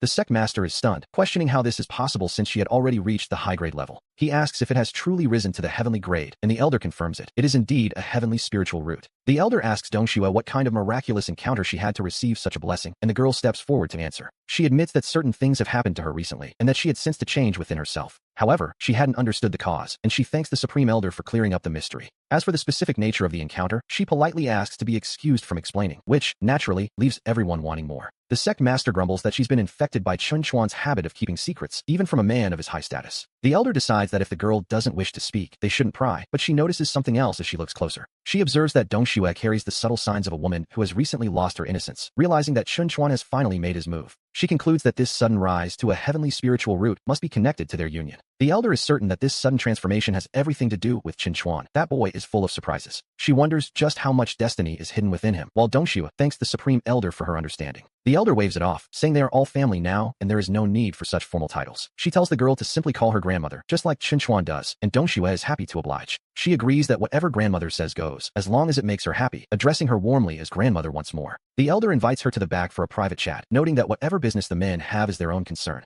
She insists that they shouldn't involve themselves in such matters, leaving Jiang He standing there in complete confusion. He wonders what is happening, as he thought they were here to help him get revenge. First his father betrayed him, and now this. He can't believe his grandmother has switched sides too, but the sect master tells Jiang He to settle down. His father decided it was time for an introduction, and he was more than happy to do the honors. He doesn't care about family ties. All he knows is that this man hit his father's only son. He is outraged that his father is protecting the person who struck him, and he decides to issue a dramatic ultimatum. He tells his father he must choose between them, to which the sect master instantly chooses Chen Chuan, without a second thought. Shocked, Jiang He asks if his father has been hiding an illegitimate son behind his mother's back all this time. The sect master calls that nonsense and finally reveals the truth. Chen Chuan is the son of Jian Guoshu. Jiang He is floored, remembering the legendary Jian Guoshu, who reached foundation establishment in just 2 weeks. He is in total disbelief, wondering how a man like that could possibly have a son, which is a bit rude, honestly. He keeps repeating his shock at Guoshu having an heir, while his father assures him he has no reason to lie. The sect master asks if he still wants his revenge, but Jiang He realizes that revenge is now the furthest thing from his mind. He immediately calls Chen Chuan brother, claiming to be the biological brother of Chen Chuan's own foster parents. We see that the apple doesn't fall far from the tree, as both father and son have the exact same talent for clinging to a powerful ally. Chun Xuan points out the obvious awkwardness, reminding the young man that he had just given him a beating the day before. Manhua dismisses the concern immediately, acting as if the violence was merely a misunderstanding between friends. He insists that the beating was actually a form of earnest guidance and a profound lesson from his brother Chuan. He claims it was a case of tough love, and that from the moment he saw Chun Xuan 2 nights ago, he felt a deep connection. He goes on to describe how Chun Xuan's impressive and imposing figure, which was mostly just him fighting, became an inspiration. The image was deeply engraved in his mind, and he tells himself he could never possibly forget such a majestic sight. He points out that even their names, Jianghe and Chuan, both refer to rivers, a sign from the heavens, surely. He declares they were destined to be brothers, though Chun Xuan is more concerned with the physical reality of the situation. Chun Xuan asks him to keep talking if he must, but to please stop wiping his nose on his leg, which is a fair request, honestly. Jianghe looks up with wounded pride, asking if his new idol is already starting to feel disgusted by him. Chun Xuan admits it hasn't reached that point yet, so Jianghe immediately suggests they become sworn brothers right then and there. He begins the formal oath to heaven and earth, declaring that he, Chun Shanhe, and Chun Xuan are now bound together. He corrects himself, noting they even share the same surname, and swears that while they weren't born on the same day, they should at least hope to leave this world on the same day. A bit dramatic, but he's committed to the bit. Chun Xuan is left staring in disbelief, wondering how a lifelong commitment could possibly be decided this haphazardly. Even the sect master is struck by the resemblance, noting that his son's dramatic flair for swearing brotherhood is exactly like his father's. He encourages Chun Xuan to just go along with it, seeing how incredibly sincere, or perhaps just persistent, Jianghe is being. Chun Xuan sighs and finally gives in, figuring there isn't much harm in accepting the offer for now. He notes to himself that he didn't actually recite the oath, but Jianghe is already overjoyed to finally have a big brother.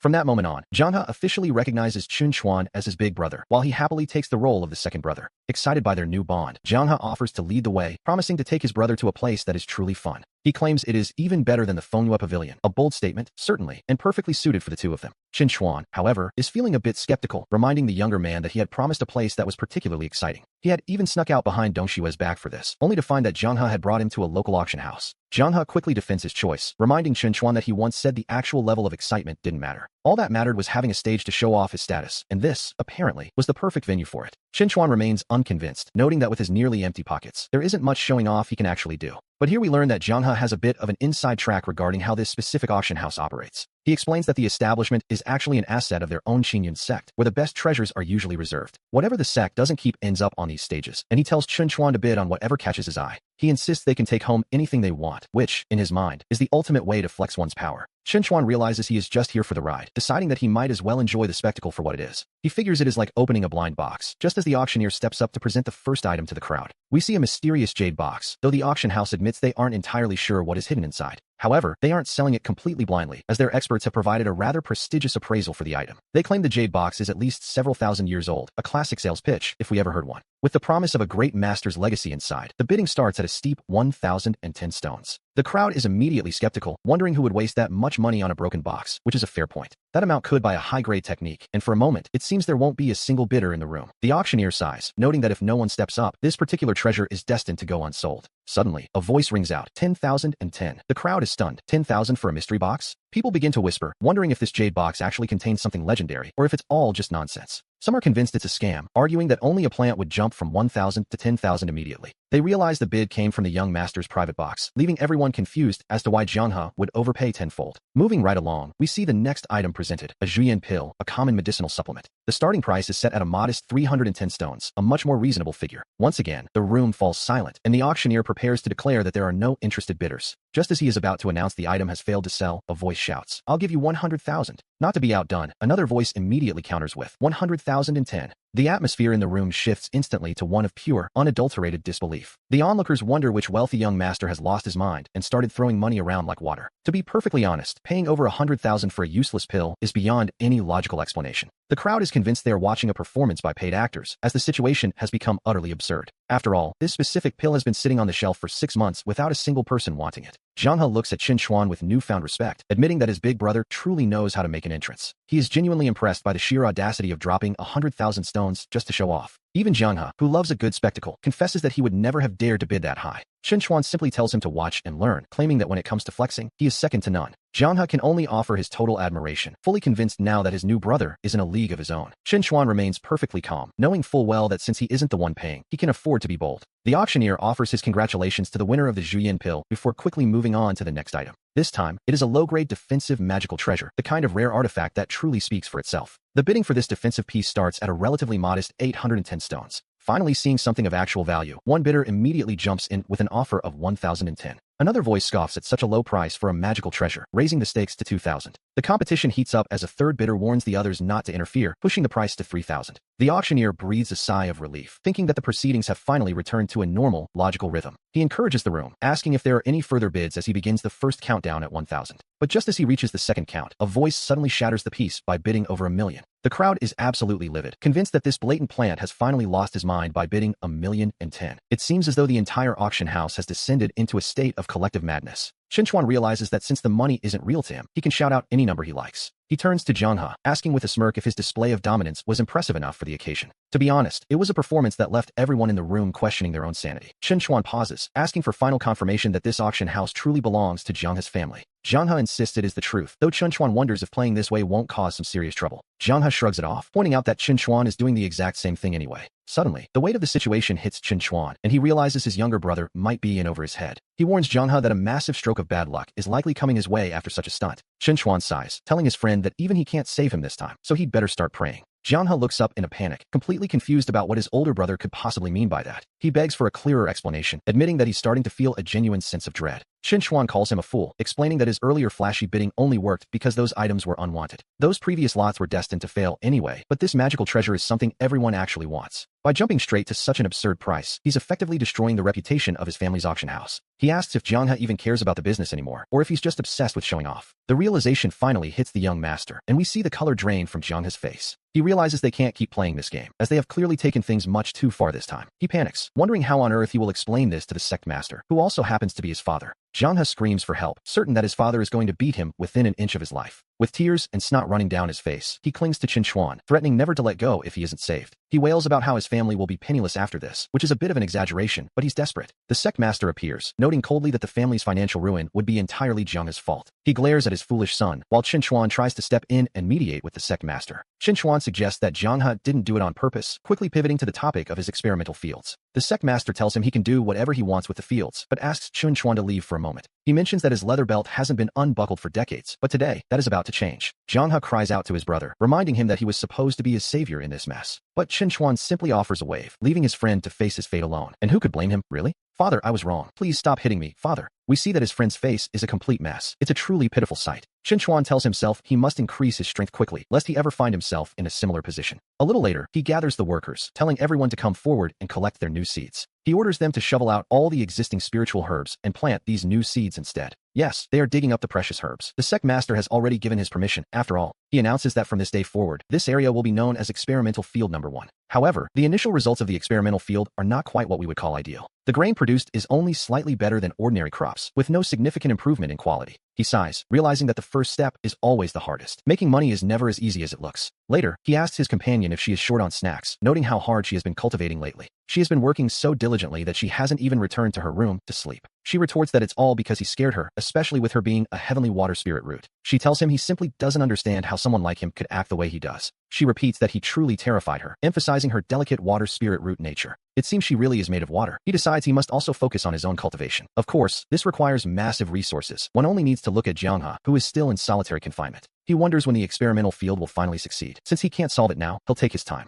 He asks if he can return to the room to sleep tonight, having noticed a curious pattern. He has discovered that after every session together, his spirit root shows signs of improvement. She accuses him of using her as a cultivation vessel, but he reminds her that he possesses the power of rules. If he can nourish Donghua herself, then those ancient plants in the spiritual field should be no trouble at all. She calls him a scoundrel, muttering that men never cherish what they've already won, which is a bit dramatic, really. Since the spiritual field belongs to the wood element, he decides to apply his wood-based rule power to the crops. Suddenly, a strange phenomenon occurs, leaving them both wondering exactly what is happening to the field. It worked. He excitedly tells Donghua that he succeeded in revitalizing these ancient botanical specimens. Not only have they grown significantly in size, but they have already reached the professional standard for harvest. With these results, their grand plan to make a fortune is finally back on track. There's no time to waste. He tells her not to rush the harvest, asking if she still wants to improve her spiritual root first. He suggests they head off right now, though she protests that she hasn't even had a chance to bathe yet. Donghua admits to Chinchuan that she feels a strange change since they started their partnership. She feels as though she doesn't even need to take the initiative to cultivate anymore. A convenient side effect, indeed. He jokingly begs her to please keep practicing on her own, fearing he won't survive until old Chen returns. She gives him a playful, annoyed look, though deep down she knows he's only teasing her. She promises to cultivate properly, and in return, he presents her with a special gift he's been holding. He mentions he heard that consuming this particular item can grant a person eternal youth. She immediately asks if he thinks she's getting old. To be honest, that was a dangerous conversational turn. He quickly denies it, claiming he just wanted to buy her something nice. She decides he's being thoughtful enough. She points to a jade box, asking what it is, and he admits he just bought it on a whim. He realized he forgot to examine it. Since there's nothing else to do today, he decides to study it closely. Looking closely at the object, it appears to be some kind of ancient cultivation technique. He asks her to inject some spiritual power into it, and she agrees to give it a try. He can hardly believe his eyes, realizing that the legends of finding treasures in web novels are actually true. It seems the auction house really is the perfect place to find hidden gems, especially rare techniques like this one. She asks if it's truly that powerful, and he realizes they've just made an incredible profit. He turns to Dongxue and explains that what's inside isn't just a simple technique. It is actually the life's work of a grand master, the true explanation of the array path. This means he could master thousands of years of secret array knowledge, which is frankly quite ridiculous. To be honest, the sheer scale of this discovery is beyond absurd. He begins to wonder if he is actually the chosen child of destiny after all. He jokes that his father might just be a side character, leaving Dongxue confused about this child of destiny talk. She asks what his father has to do with any of this, but he admits it's too complicated to explain right now. He urges her to hurry back to the spiritual field, as their grand plan to get rich is about to reach a new level. It's time to expand the scale, though the onlookers are already wondering how on earth these things were grown.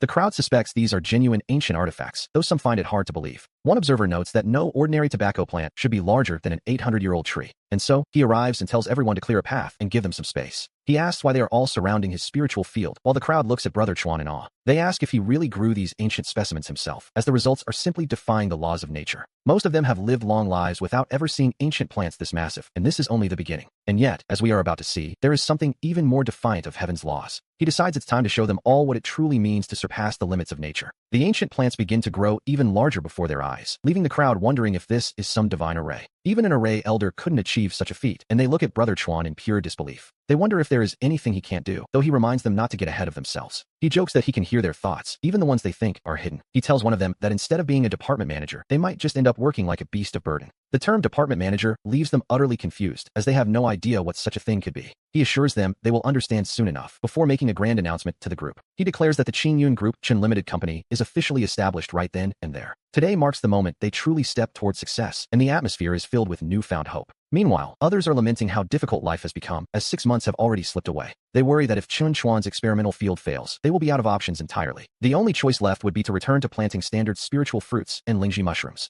The situation is quite dire, as they can barely afford the cultivation resources for their own disciples anymore. One suggests that it might be best to go and see the progress for themselves, having heard some interesting rumors. Apparently, many people have been flocking to the spiritual field lately, including some of the inner sect elders. Surprised by this news, the sect master decides he must head there immediately to witness it personally. Upon his arrival, he is greeted by Elder Zhou, who seems to have been expecting him. The elder bows to the sect master and prepares to reveal exactly what they have been working on. The sect master looks around and asks what on earth he is seeing, his curiosity clearly piqued. Elder Zhou explains that this strange substance is called Leixiao, a recent invention by Qin Chuan. He admits it is his first time trying it as well, urging the sect master not to be in such a hurry. He offers to give the sect master a detailed introduction to the snack, step by step. As he begins to explain how it works, the sect master cuts him off, having heard enough. The sect is so poor they can barely afford to eat, and here they are discussing snacks. He tells the elder to enjoy it himself, just as Chun Chuan notices his uncle has arrived. Chun Chuan mentions he was just about to go looking for him, which seems quite convenient. The sect master has matters to discuss, but Chun Chuan insists they shouldn't just sit there, calling for Dongxue. He tells her to prepare the chives and fetch a jar of his private wine collection so they can drink together. Dongxue nods, acknowledging the request from her young master, Xiao Chuan. The sect master sighs, insisting he has no appetite given the dire state of the sect's finances. Chun Chuan simply smiles, telling his uncle that there is no problem a good barbecue cannot solve. And if one meal doesn't work, two certainly will, as he encourages him to start with the barbecue. Dongxue returns with the chives, presenting the uncle with the barbecue and the spicy Leixiao. But the real treasure is the spiritual wine, which releases an aroma that is truly intoxicating. The sect master is stunned, realizing he has never smelled anything quite like this in his entire life. Chun Chuan explains he just finished developing it and invites his uncle to take a taste. He wants to see how it compares to other spiritual wines, though the uncle admits the scent is indeed divine.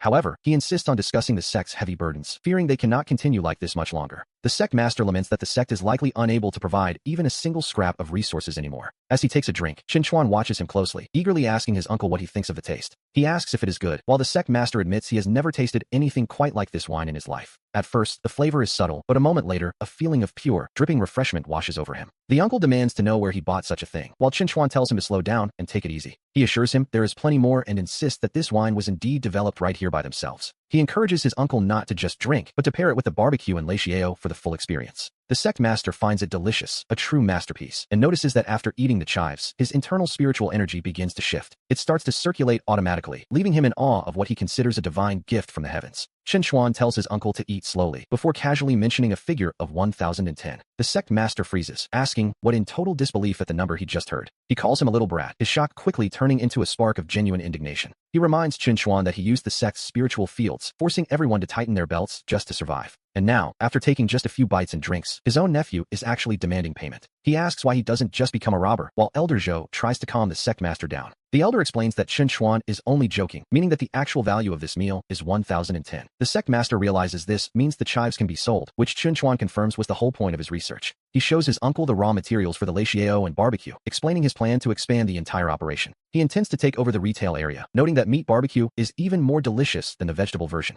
The sect master is amazed to see such a large field of ingredients, all maintained and nourished by a complex spiritual array. Chen Xuan tells the sect master not to rush, promising to go and fetch a few more things for him to see. The sect master can only nod in agreement, his curiosity clearly piqued by everything he has witnessed so far. He eventually asks how Chen Xuan managed to learn all of this, wondering where such knowledge could have come from. Chen Xuan dismisses it as a minor trick, though the sect master suspects he is boasting about such a massive operation. He asks if it requires staff, but Chen Xuan explains he has already set up an automated harvesting array for when the crops ripen. The materials are automatically sent to the factory, and Chen Xuan invites his uncle to follow him further into the facility. They are greeted by Lu Meng, prompting the sect master to ask what the young man is doing standing there. Lu Meng proudly reports that he is now the captain of security for the Qin Yun Group's Chen Limited Company. He officially welcomes the sect master home, leaving the older man to repeat the strange name, Qin Yun Group. He mumbles the words limited company and security captain as if trying to make sense of a foreign language. Looking around at the strange machinery, the sect master asks what all of these things are supposed to be. He repeats the question, his bewilderment growing as he stares at the complex setup before him. Chen Xuan explains that this is an assembly line designed for the automated production of lechiao and barbecue.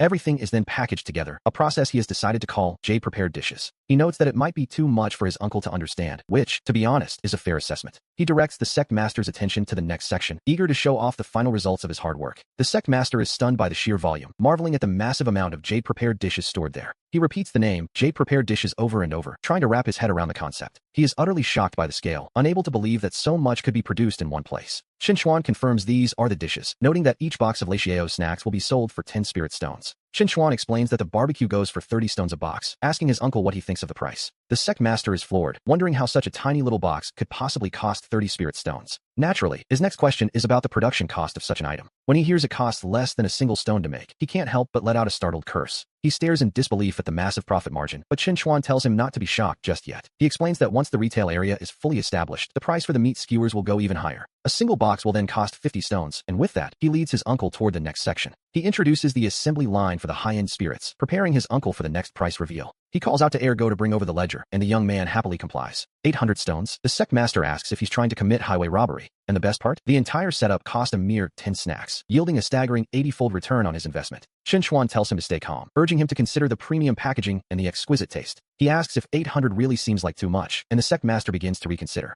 With the inventory ready, Chen Xuan points out that they have everything they need to proceed. The only thing missing is a sales channel in the cultivation world, and he looks to his uncle for help. The sect master promises to handle it, though he admits he isn't quite sure what the specific plan should be. Chen Xuan suggests gathering the leaders of the nearby major sects together for a meeting. He asks if his uncle can manage it, and the older man notes that it should be easy enough. It turns out they were already planning to meet in a few days to discuss a certain secret realm. Chen Xuan repeats the words secret realm, his interest clearly piqued by this new development. And so, we learn that yet another secret realm has appeared, the proverbial backyard for the chosen ones of this world. The sect master explains that Chen Xuan might not know what a secret realm is yet, but it involves several major sects. They all send their disciples in for a trial together, and he mentions that Chen Xuan's father will also be attending. He suggests that Chen Xuan should join them when the time comes, and the young man readily agrees. They decide to discuss the details later, but Chen Xuan suddenly asks what jiang he has been up to lately. Just the mention of his name makes the sect master fume, claiming that if his son had even a fraction of Chen Xuan's sense, he might live another 200 years, but for now, the boy is still stuck in solitary confinement. Chen Xuan boldly asks his uncle to release him, suggesting that jiang he is essential for the new sales plan.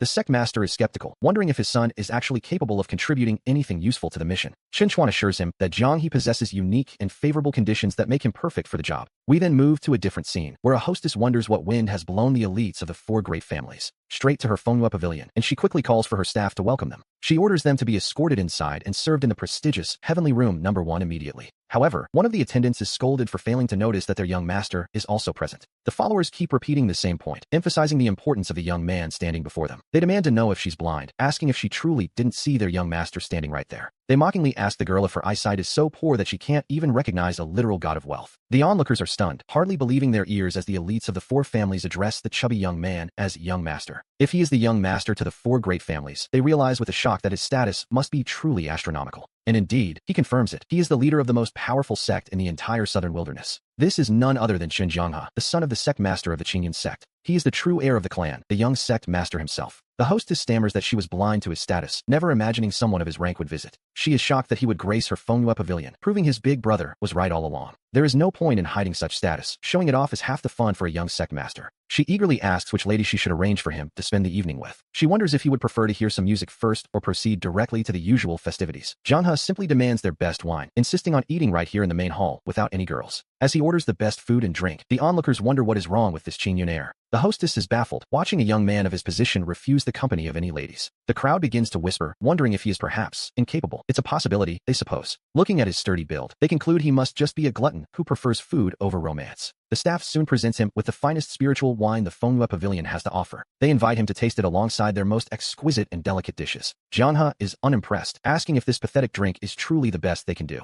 He accuses them of playing a joke on him, while the hostess desperately pleads her innocence. He scoffs at their best wine, complaining that it has left a terrible, stale taste in his mouth. Deciding he can't take it anymore, he realizes he needs a spicy gluten strip to wash out the flavor. One of his companions asks if this is the famous lei xiao that has been causing such a stir lately. We hear that this snack is rumored to not only taste incredible, but to possess extraordinary properties. It is said that a single bite can make one's spiritual energy circulate for a full cycle. Brother Chun, we've known each other for so long. Surely you could share a little with us? It's a small thing. Jianghe asks them if they really think he is that stingy, telling them to simply take some and eat. The atmosphere shifts as they take their first bites, savoring the unexpected flavor. The onlookers whisper, recalling that the strange snack was called something like lei xiao. It smells incredible, and we see the crowd wondering what else the young sect master might have hidden away. To be honest, it looks even more delicious than the lei xiao they've heard so much about. The hostess sighs, noting it's a pity to have such food without wine, and begs the young sect master's forgiveness. She admits that even the finest spiritual wine in the Fengyue Pavilion isn't good enough for his refined palate. She asks him what kind of wine he truly desires, and Jianghe realizes his moment has finally arrived. He tells her that he was waiting for her to ask, and that from now on, whenever he visits, he will only drink Taizi. Taizi. Suddenly, the hostess orders everyone to stop whatever they are doing.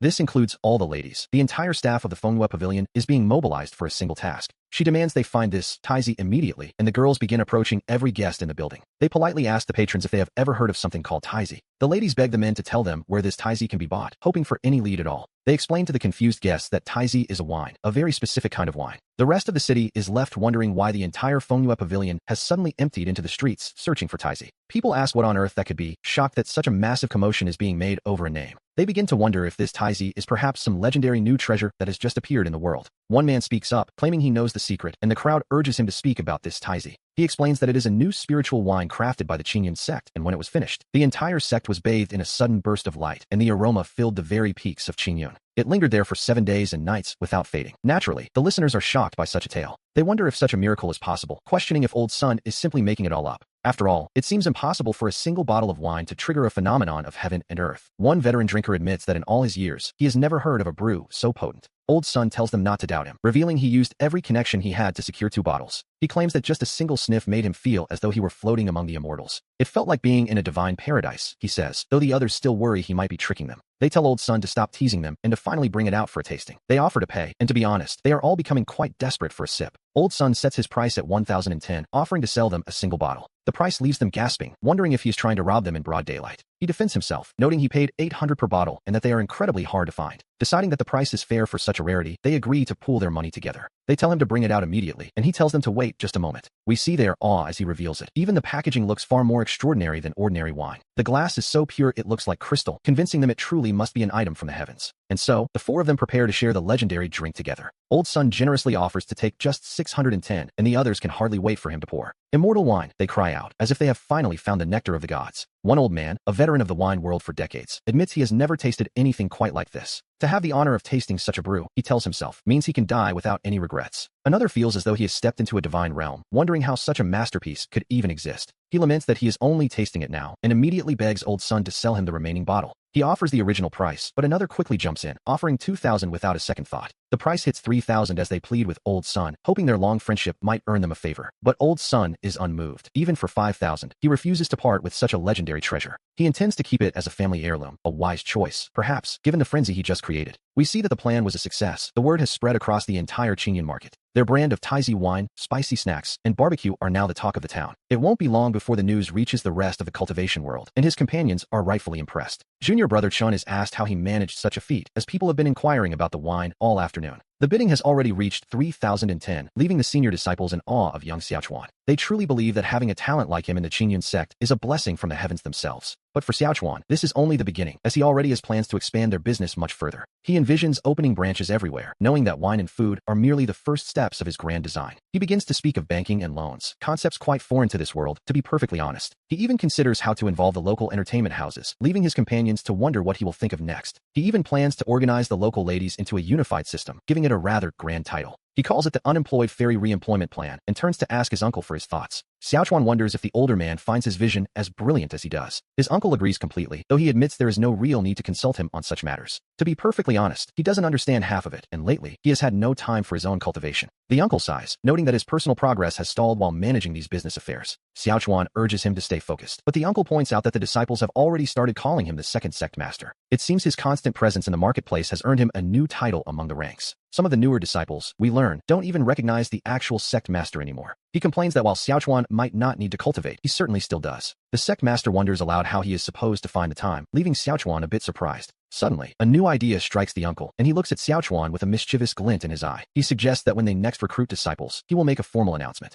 He intends to officially appoint young Xiaochuan as the new sect master of the Qingyan sect. This would allow him to take an early retirement, a very tempting prospect, indeed. He envisions a life as a hands-off manager, finally free to focus on his spiritual path. Xiaochuan points out the absurdity of the idea, asking who has ever seen a sect master at only the 7th level of qi refining. The uncle realizes he had forgotten that minor detail, so he settles on the title of vice sect master instead. In this role, Xiaochuan would have full authority to handle all affairs whenever the uncle is away. He tells Xiaochuan to take Jiang He under his wing and use the opportunity to truly sharpen his skills. He exclaims that he can finally be a hands-off manager and focus properly on his cultivation. Xiaochuan smiles, thinking that he should definitely let the old man enjoy that lifestyle. When the uncle asks about the cultivation again, Xiaochuan simply tells him it's all the same thing. As it happens, the sect masters from several other prominent sects have just arrived. They are here to discuss the secret realm, so the uncle leaves Xiaochuan to his work. He decides to head off and do a bit of advertising for their own sect in the meantime. He greets Sect Master Chen, telling him there is no need for such formalities between old friends. Following the old rules, they decide to talk over a meal, and he calls out to a disciple named Xiaoyu. The disciple responds immediately, and the uncle tells him not to bring wine, as he has his own private stash.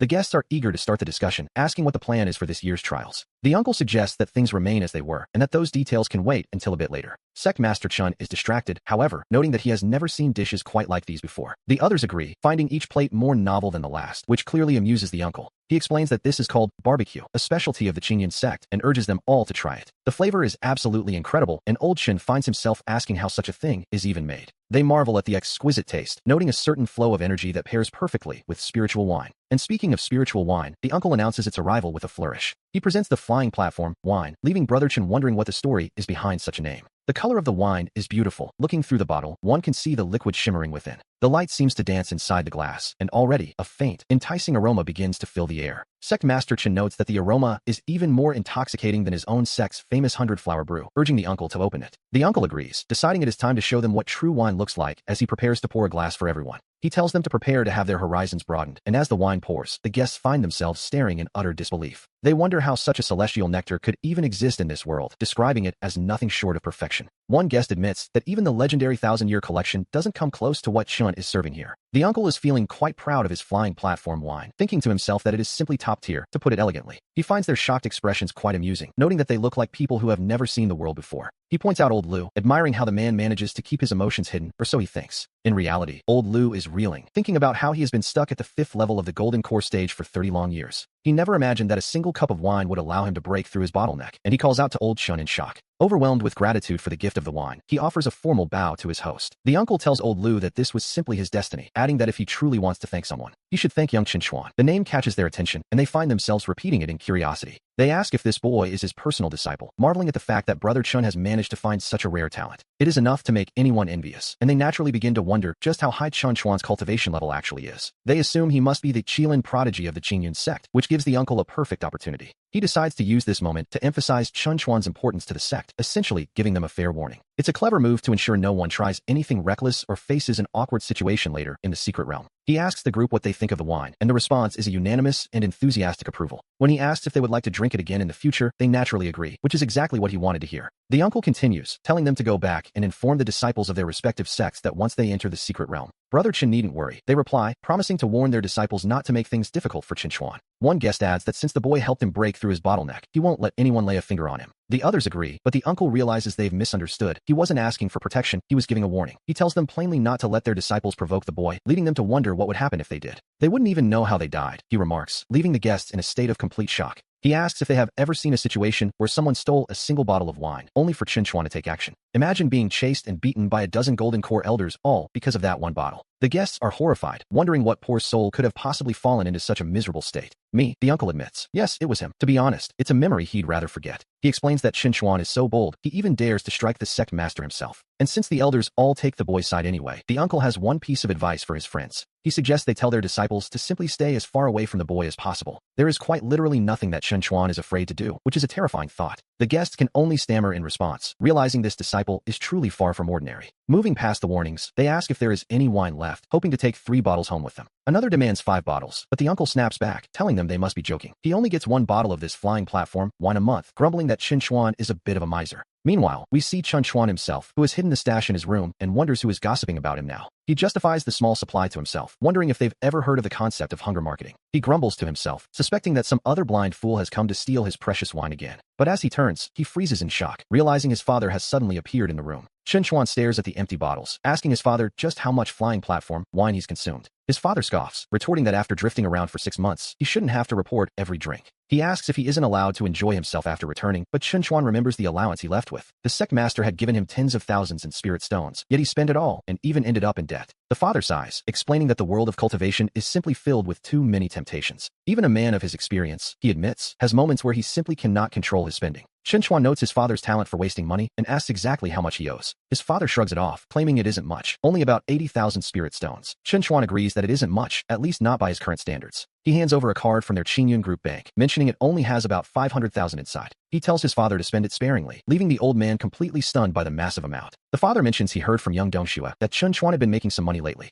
He never imagined it would be this much, but Chen Chuan just wonders if this is really considered a lot. To the boy, this is just the beginning, especially when considering all their various business ventures. He casually mentions that the net assets of their Qingyun Group have only just reached 500 million. His father can barely breathe, repeating the number 500 million in a state of pure disbelief. He never expected that in his old age, he would finally get to live the pampered life of a wealthy heir's father. Chen Chuan finds his father's choice of words a bit odd, but decides that as long as the old man is happy, it's fine. Changing the subject, Chen Chuan asks about his father's current cultivation level, only to hear he is still at the peak of the 9th level of qi refining. He is stunned. His father has been away for 6 months and still hasn't reached foundation establishment, suggesting he spent the whole year just playing around. He complains about how hard he works to earn money, wondering why his father can't show a bit more ambition. The old man pauses, realizing those words sound incredibly familiar, and for a very good reason. He points out that these are the exact same scoldings he gave Chen Chuan as a child, though the boy insists he isn't wrong. His father retorts that he knows nothing, explaining that a secret realm opening soon contains exactly what he needs for his breakthrough. The system had warned Chen Chuan that using a pill for foundation establishment wasn't ideal, and speaking of this secret realm,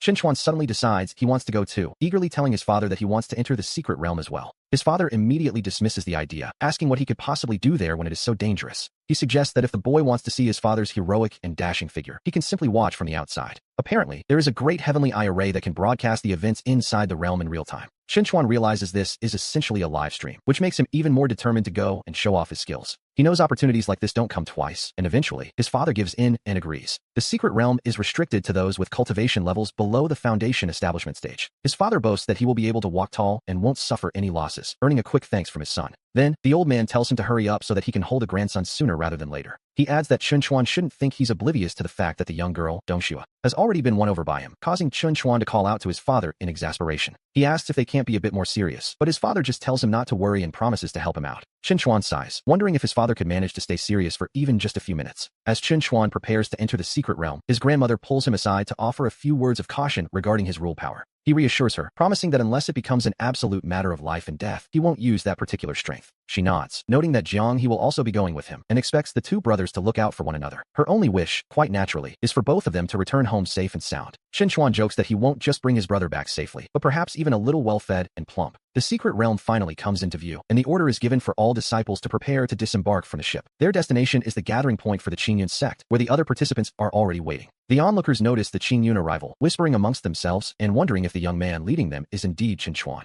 Some mention that their own sect master has spoken of him, though at first glance, he doesn't seem particularly impressive. They've heard he's the one who invented those popular snacks, leading them to assume his heart isn't truly set on cultivation. Meanwhile, Jiang He notices his friend scanning the crowd and asks what exactly he is looking for. Chen Chuan explains he's looking for his father. Old Chen promised he would be here, yet there is no sign of him. A small doubt crosses his mind. Perhaps his father decided not to come after all. Before the realm is opened, an elder steps forward to introduce the history of this mysterious place to the gathered disciples. We learn that this realm dates back 100,000 years, born from a time of great upheaval. It was created after the invasion of demons from beyond the heavens, serving as a final stand. This was the place where the ancient immortals finally sealed the darkness away for good. Only those below the foundation establishment stage may enter, and there is a secondary restriction as well. The strength of the monsters inside is similarly capped, ensuring nothing exceeds the limits of the disciples. If everyone is at the same level, Chen Chuan realizes the challenge might be different than he expected. Something feels off. Something feels deeply wrong about this, especially regarding what happens after they enter the secret realm. The elder continues, explaining that their mission is simple. They have only one objective. They are to repair as many of the 60 altars scattered throughout the realm as possible. Whichever sect manages to repair the most will be declared the winner of this entire trial. And to ensure the safety of the disciples, a priority, at least in theory, there is an extra precaution. Every disciple at the peak of the Qi refining stage is instructed to approach their respective sect masters. There, they will receive a foundation establishment pill to keep on hand for emergencies. The crowd erupts in excitement. After all, a foundation establishment pill is no small gift. Some marvel at the sect's generosity, while others argue it's merely a tool for survival. Deep down, they know that using a pill to force a breakthrough can limit one's future potential. Naturally, the next question on everyone's mind is what the actual reward for winning will be. The elder announces that the prizes have been provided collectively by the 5 great sects. He gestures for them to look, revealing the treasures they are all fighting for. We see 5 high-grade spiritual treasures and 10 bottles of 4th-tier spirit pills presented to the crowd. But most importantly, the Qingyun group has stepped in with some very exclusive sponsorships. They have provided 100 boxes of their famous, specially made spicy strips. And to top it off, 100 bottles of Flying Heaven Taizi, which leaves the disciples in awe. The mere mention of 100 bottles of Taizi is enough to make anyone's head spin. The leaders of the Wind and Thunder sect immediately bark orders, demanding their disciples bring home the win. They are told not to bother returning if they fail, while the Danchi sect, less fond of violence, watches on. Even so, they cannot afford to show any weakness in front of the others. The Danchi leader suggests that his girls could help Chen Chuan and the Qingyun group. In exchange, he proposes a 40% share of the rewards, a fair deal, perhaps. Chen Chuan agrees easily, noting that it's a perfectly reasonable arrangement. Vice President Yu wonders if the rewards for this secret realm have always been this generous. Something about the scale of it all feels slightly off to him. He turns to Chen Chuan, seeking clarity on why things feel so unusual. Chen Chuan admits he doesn't know. The realm only opens every 60 years, and he is only 50. He laments that he wasn't even born during the last opening, despite his undeniable natural talent. Having reached the peak of foundation building so young, he is now too overqualified to enter. The narrator notes that this was quite the boast to make right to someone's face. As a result, Chen Chuan jokingly tells him his bonus is gone, much to the man's dismay. The secret realm finally opens, the foundation building tools are set, and the disciples depart. The masters shout their final encouragements, desperate for their sects to bring home the victory. The Danchi disciples are specifically reminded to stay close to Chen Chuan at all costs. With a collective shout of agreement, the disciples prepare to face the unknown. Suddenly, a figure flashes past and vanishes into the entrance, likely just a straggler. The leaders decide it's of no consequence and turn their attention to the heavenly eye mirrors. Deep down, Chen Chuan knows that Qingyun's true trump cards won't be revealed so easily. He watches with a satisfied smile, confident that everything is proceeding exactly as planned. We see the leaders observing the mirrors, noting how orderly the youngsters are, and praising Yu Yuan for a job well done. Another leader boasts that his own sect's Li Jin is the truly organized one, already beginning to arrange their battle formations. Turning to his companion, he asks why the Qingyun group is still standing perfectly still, not making a single move. He wonders aloud if Chen Chuan perhaps forgot to brief them on the situation inside the secret realm, which would be quite the oversight. Inside the realm, the disciples are getting restless, asking what they should do now that the other sects have already started their missions. They ask if they should hurry to repair the altars as well, but the response is a calm question. What exactly is the rush? As the saying goes, the early worm gets eaten by the bird, so they decide to let the others stay busy while calling for Jiang He. He is told to bring out the items that were prepared beforehand, and he happily complies with the request. Meanwhile, Brother Lu is asked by a worried disciple if Qingyun's lack of movement is actually part of some deep, hidden conspiracy. Brotherly Jin agrees that the alliance between Qingyun and Danchi is not something they can afford to take lightly. They decide it would be best to scout out Qingyun's true intentions first, and they set off together to investigate. But when they finally get a good look at the group, they are left utterly speechless by what they find. They can hardly believe their eyes. The disciples are simply sitting there, eating and drinking as if they were at a festival. It seems they aren't worried about the progress of the secret realm at all, as Ergo receives his specific instructions. He is told to grill the kidneys a bit longer, while Jiang He is tasked last with handing out a bottle of spirits to everyone present. Lu Meng is then told to share the spicy snacks with the rest of the group, ensuring no one goes hungry. The sisters from the Danchi sect are told not to be polite and to make themselves feel right at home. A very hospitable war zone, indeed. As they enjoy the feast, they offer their sincere thanks to Brother Qinchuan for his unexpected generosity. One disciple remarks that this is the first time she has ever tasted such a delicious and high-quality meal. The wine is so good that she finally understands why her sect master is always talking about it back home. The spicy snacks are absolutely delicious, Brother Qinchuan. One disciple is so impressed that she jokingly declares she wants to have his children. Qinchuan can't help but feel that he has heard that particular line somewhere before. But amidst the feast, a voice of reason asks if it's truly all right to ignore the secret realm like this. Junior Sister Gu is told not to worry and to simply look at the girls from the Danchi sect. He notes how thin they look and insists that they really ought to eat a bit more. After all, one can't fight without energy, though she still harbors some lingering doubts. She points out that everyone on the outside is watching their every move. And indeed, the observers are appalled, feeling that treating the secret realm like a game is utterly scandalous. One leader sighs with relief that his own disciples haven't been lured in by such temptations. He warns that if this continues, they are bound to lose the competition, but Qinchuan seems occupied. A caption appears on screen, winning hand. Qinchuan asks what Junior Sister Gu said, but another disciple tells her not to bother with him. He clearly has a plan, so they might as well relax and play a few rounds of mahjong. It is quite comfortable, after all. We see that the entire atmosphere of the Qingyun group has shifted into something unrecognizable. The aroma is so tempting that even Brother Lu's followers ask if they should try some secret realm barbecue. Lu snaps back, telling them to forget it and swallow their spit, reminding them they are here for a trial. He insists they must take the top spot, noting that the Qingyun people have clearly lost their ambition. They are only thinking of food and play, and he is certain they will be crying when the time comes. Meanwhile, our group feels quite refreshed. Having eaten their fill, they notice the hour is growing late. Qinchuan instructs the female disciples to rest while the men finish tidying up and begin pitching the tents. The men respond with immediate enthusiasm, addressing him as Boss Chuan. The female disciples can't help but gush over how incredibly considerate their senior brother Qinchuan is. However, a small voice asks if they shouldn't be repairing the altars, since the other three sects have likely finished several. He assures them there is no rush, as it's better to conserve energy, especially since the sun is already setting. After all, who knows what kind of monsters might crawl out at night? Safety, he insists, is the top priority. Deep down, he finds it hard to believe the sect masters claim that this secret realm holds no real danger.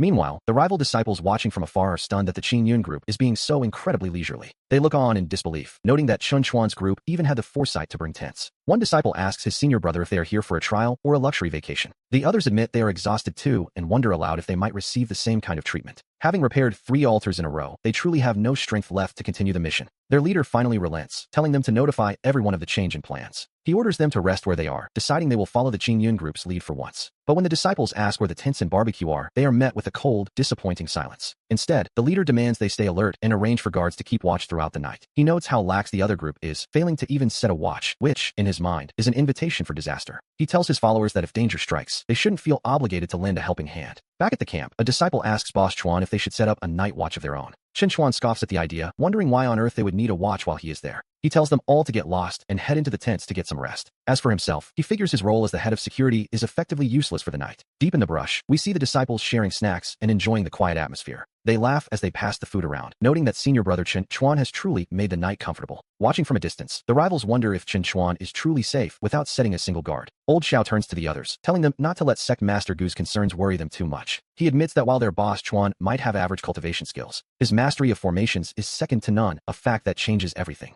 Suddenly, a strange noise echoes through the air, catching the attention of the Qixing disciples. Susu, one of the Qixing members, points toward the darkness, sensing something approaching. It's an insect swarm, and the realization hits them instantly. Everyone needs to prepare for battle. They are ghost-faced insects, and the sheer number of them is staggering to senior brother Lu. A disciple asks if they should take their enhancement pills, but Lu tells them to wait, recalling the sect master's advice. Since the insect's level isn't high, he believes they can win if they just endure this initial wave. Meanwhile, they glance toward the Qingyun camp, where everyone is still sound asleep. They decide to ignore them, figuring the Qingyun group is simply reaping what they sowed. One of the leaders offers a half-hearted apology to Old Chun for what is about to happen. He hadn't expected these little beasts to appear, but he can't help but offer a bit of criticism. He points out that the disciples under Chen's command are being far too lax for their own good. He warns that this won't end well, even if the ghost-faced insects are only at the second stage of strength. But the sheer numbers are overwhelming, and Qinchuan and his group remain blissfully unaware of the danger. The leader tells himself there is no rush, deciding to wait and see how things unfold a bit longer. Desperate cries ring out as a disciple begs his senior brother to finally take the Zhuji pill. They are reaching their limit, and we see that quite a few of their comrades have already fallen. The disciple warns that if the senior brother doesn't act now, their entire force will be wiped out. He urges them to endure just one more wave, claiming the ghost-faced insects are starting to lose heart. As the struggle continues, the others begin to wonder why senior brother Lu still refuses to take the pill.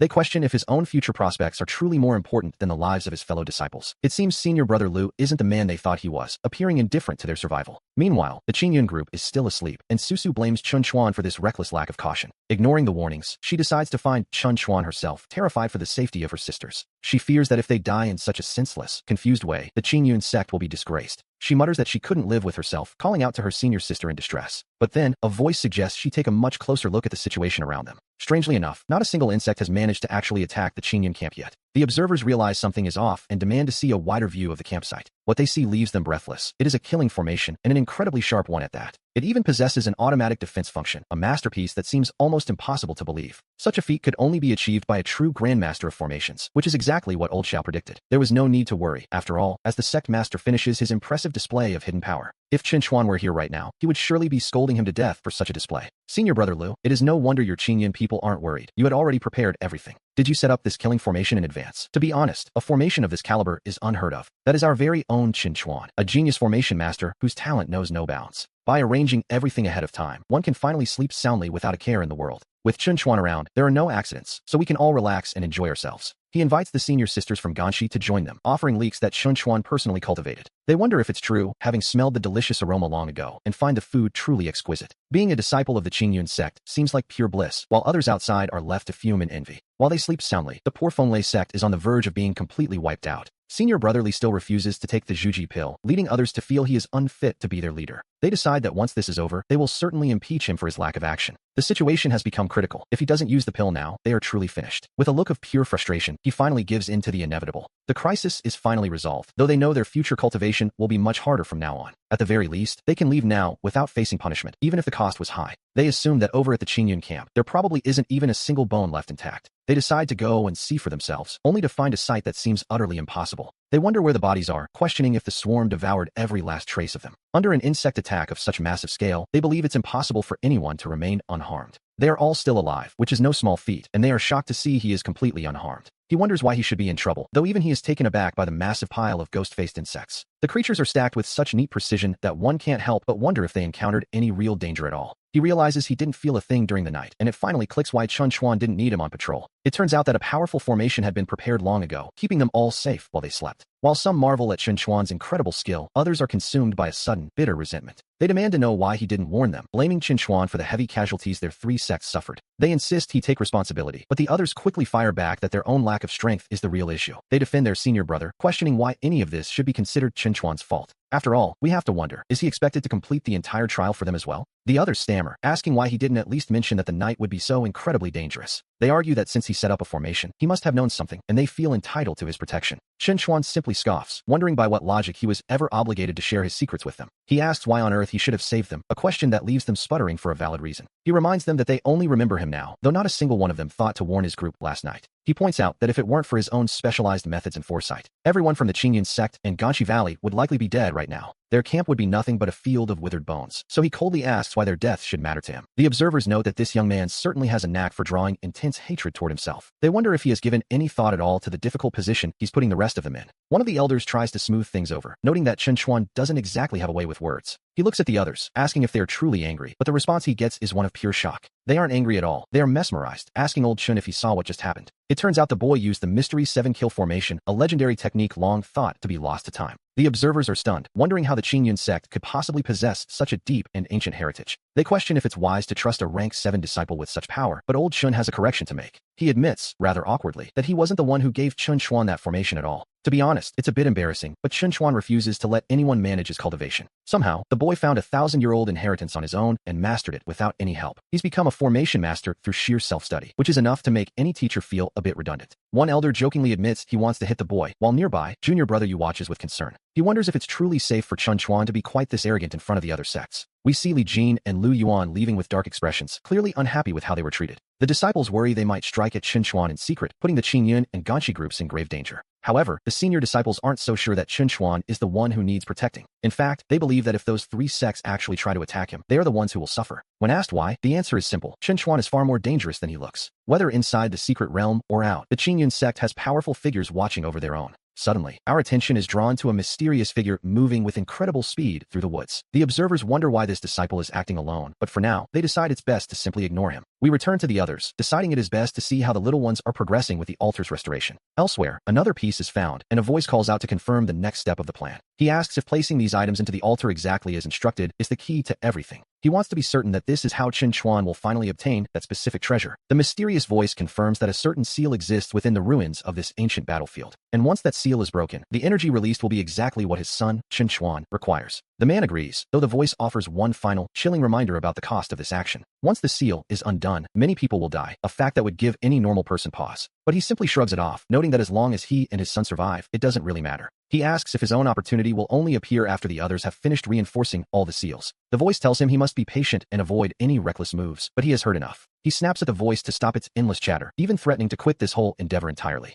To be honest, he's tired of the nonsense and is already looking for a chance to replace his unseen partner. Meanwhile, back with our main group, a disciple asks why on earth they are still traveling on foot. The others point out they have no choice, since none of them have reached the golden core stage yet. They believe that without that rank, flight is impossible, but Chen Chuan seems to have other ideas. Suddenly, a spirit boat appears, leaving the others to wonder if the Qingyun sect is truly this wealthy. It's rare for even disciples to have such a vessel. They are rich, certainly, but this is on another level. The disciples are in awe, noting that this boat is even larger and more impressive than the sect master's own ship. Chen Chuan just tells them to get on board, remarking that only a fool would choose walking over this. The sight of the vessel immediately triggers a wave of indignation, with others crying out that this must be cheating. The disciples of the Fenglei sect complain that they are forced to walk everywhere, questioning why he gets such a luxury. They begin to shout in protest, demanding that something be done about this perceived unfairness. As the shouting grows, one of the leaders tries to smooth things over, asking Chen Chuan not to take offense. He tries to explain that the disciples are simply, well, he isn't quite sure how to finish that sentence. Chen Chuan calmly asks if there is actually a rule against using a spirit boat, knowing full well there isn't. Since no such rule exists, he concludes that using the boat is perfectly acceptable. He even suggests that the other disciples could use their own boats, assuming, of course, that they actually own any. It is a bit of a low blow, but he maintains that his use of the vessel is entirely within the regulations.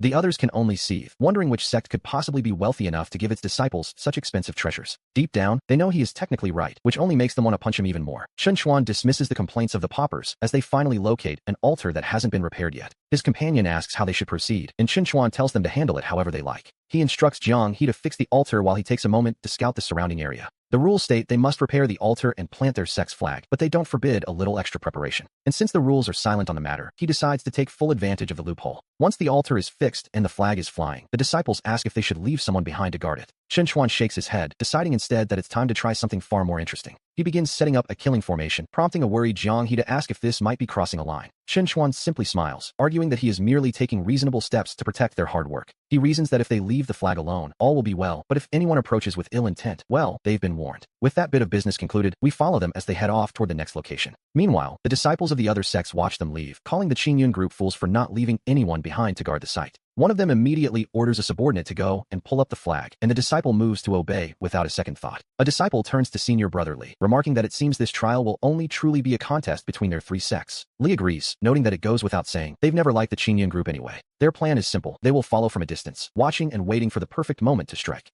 For every flag Chen Chuan's team plants, they intend to tear it down, and they plan to do much more once the opportunity arises. They are mid-scheme, plotting their next move, when something entirely unexpected happens. A panicked cry rings out as a disciple reports that Zhang Xin has been killed instantly, leaving the others in a state of shock. They wonder if a monster attacked, but the truth is far more clinical. It was a killing formation. The moment Zhang Xin touched the flag, the formation cut him down, a rather harsh lesson in curiosity, to be honest. They are stunned that anyone would be ruthless enough to use such a lethal formation in a place like this. Junior brother Lu tries to calm the group, suggesting that Chen Chuan couldn't possibly have many of these formations left. He urges them to stick to the plan, promising that once they catch up, they will surely avenge their fallen comrade. Senior brotherly shoots him a look of pure disbelief, asking if he actually possesses a spirit boat to catch them with. Since they don't have one, chasing them is a fantasy. He decides they should focus on finding their own altars to repair instead. Back at the sect, the elders observe that Chen Chuan might have been a bit heavy-handed, though he is technically one of their own. They admit that the other disciples acted with malice first, so Chen Chuan can hardly be blamed for protecting his interests. In the end, they decide to let it be, hoping this painful lesson will keep the others from bothering Chen Chuan again.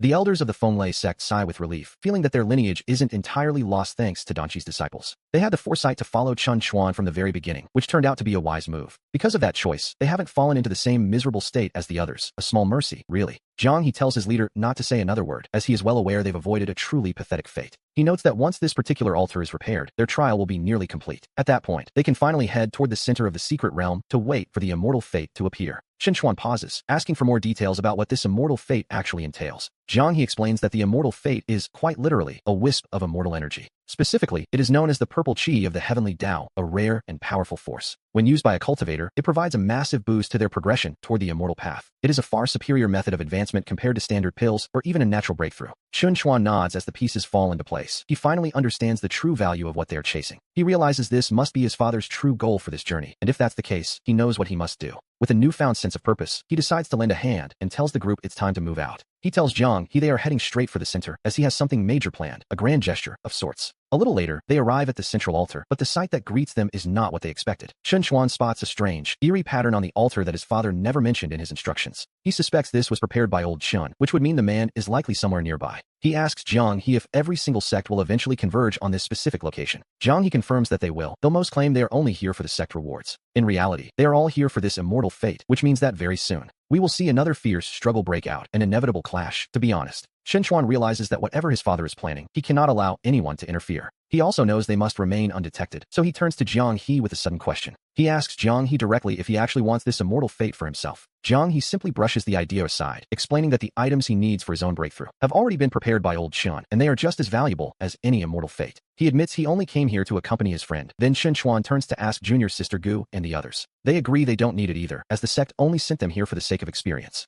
Shenchuan nods and tells them that since they have no claim to it, they should take the group and return to the place where they first entered the realm, a request that shocks Jiang He. He protests, realizing Shenchuan intends to face the three major sects alone, which seems like madness. The others chime in, noting that 3 people from those sects have already reached the foundation establishment stage. They ask if he is simply trying to protect them from getting hurt, insisting that they aren't afraid. But Shenchuan cuts them off, telling them there is no need for further discussion. He senses that what is about to happen here won't just be a simple battle between cultivators. Deep down, he suspects a massive, unpredictable change is looming over the secret realm. He admits he isn't sure he can keep everyone safe when that happens, and looks sternly at Jiang He. He tells Jiang He that if he still considers him a brother, he must lead the group away immediately. Jiang He tries to argue, but Shenchuan silences him, telling him to have faith and just go. He reminds them that he is, after all, a grandmaster of formations. We see the onlookers watching in disbelief as the group retreats, leaving Shenchuan entirely alone. One of them mutters that this is absolute madness, wondering what Brother Chen could possibly be thinking. They question if Shenchuan is being far too conceited, considering he is facing 3 foundation establishment experts. For a mere 7th level chi refiner to face them alone seems, to be honest, a bit overconfident. Even his allies are surprised, hoping that perhaps he has a hidden trump card up his sleeve. A voice notes that, despite any good intentions, there is still a massive gap in their cultivation realms. Facing 3 masters at once is a tall order. They believe no trump card could bridge that distance. They wonder if he intends to rely on his formations, yet such lethal arrays are notoriously difficult to manage. At the 7th level of chi refining, they calculate just how many he could realistically deploy.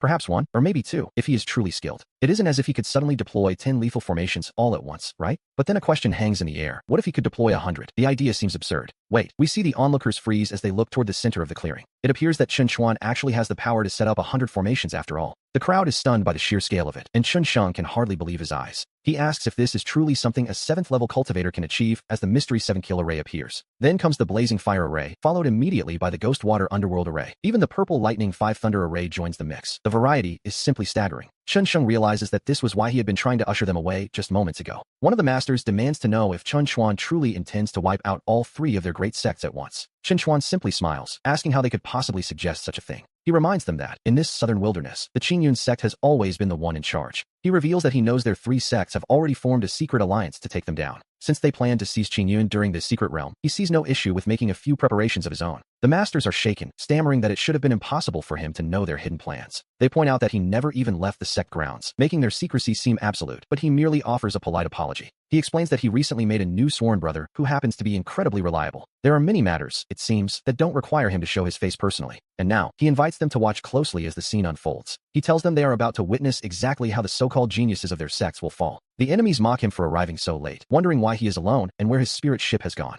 They demand to know the whereabouts of Chun Xianghe and the other Qingyun disciples, but Chun Chuan remains unfazed. He calmly states that they aren't necessary, as he is more than enough to handle this situation alone. They call him arrogant, reminding him that they currently have 3 foundation establishment experts on their side. To them, crushing a mere chi refiner like him would be as easy as stepping on an ant. Chun Chuan simply dares them to try, which, to be honest, is a bold move given the odds. However, the masters aren't entirely foolish. They hesitate, sensing a trap. They suspect he has already laid out a lethal array, prompting Senior Brotherly to take caution. Senior brother Zhao joins in, immediately issuing orders to all the disciples to prepare for battle. The enemies decide to join forces, confident that they can break through his lethal array together. Senior brother Zhao sneers, convinced he has seen through Chen Chuan's plan and predicting his imminent downfall. He declares that once Chen Chuan is dead, they will hunt down every last one of his companions. Their goal is clear, to find the rest of the Qingyun disciples and finish what they started. They intend to wipe the Qingyun sect off the map of the southern wilderness forever. The leaders rally their disciples, shouting that Chen Chuan's only defense is gone and it is time to strike. A chorus of voices rises, chanting for the destruction of Qingyun and the death of Chen Chuan. As they clamor for the sect's treasures, Chen Chuan sighs, wondering why they insist on forcing his hand. They dismiss his words as a bluff, certain that his primary defense has been neutralized. They mock him, asking what a mere qi refiner can possibly do without his precious array. Chen Chuan simply looks at them, asking why they ever assumed he only had one array prepared. Before they can react, he commands a second, even more powerful lethal array to rise. The enemies are stunned, unable to comprehend how he could have set up so many traps in secret.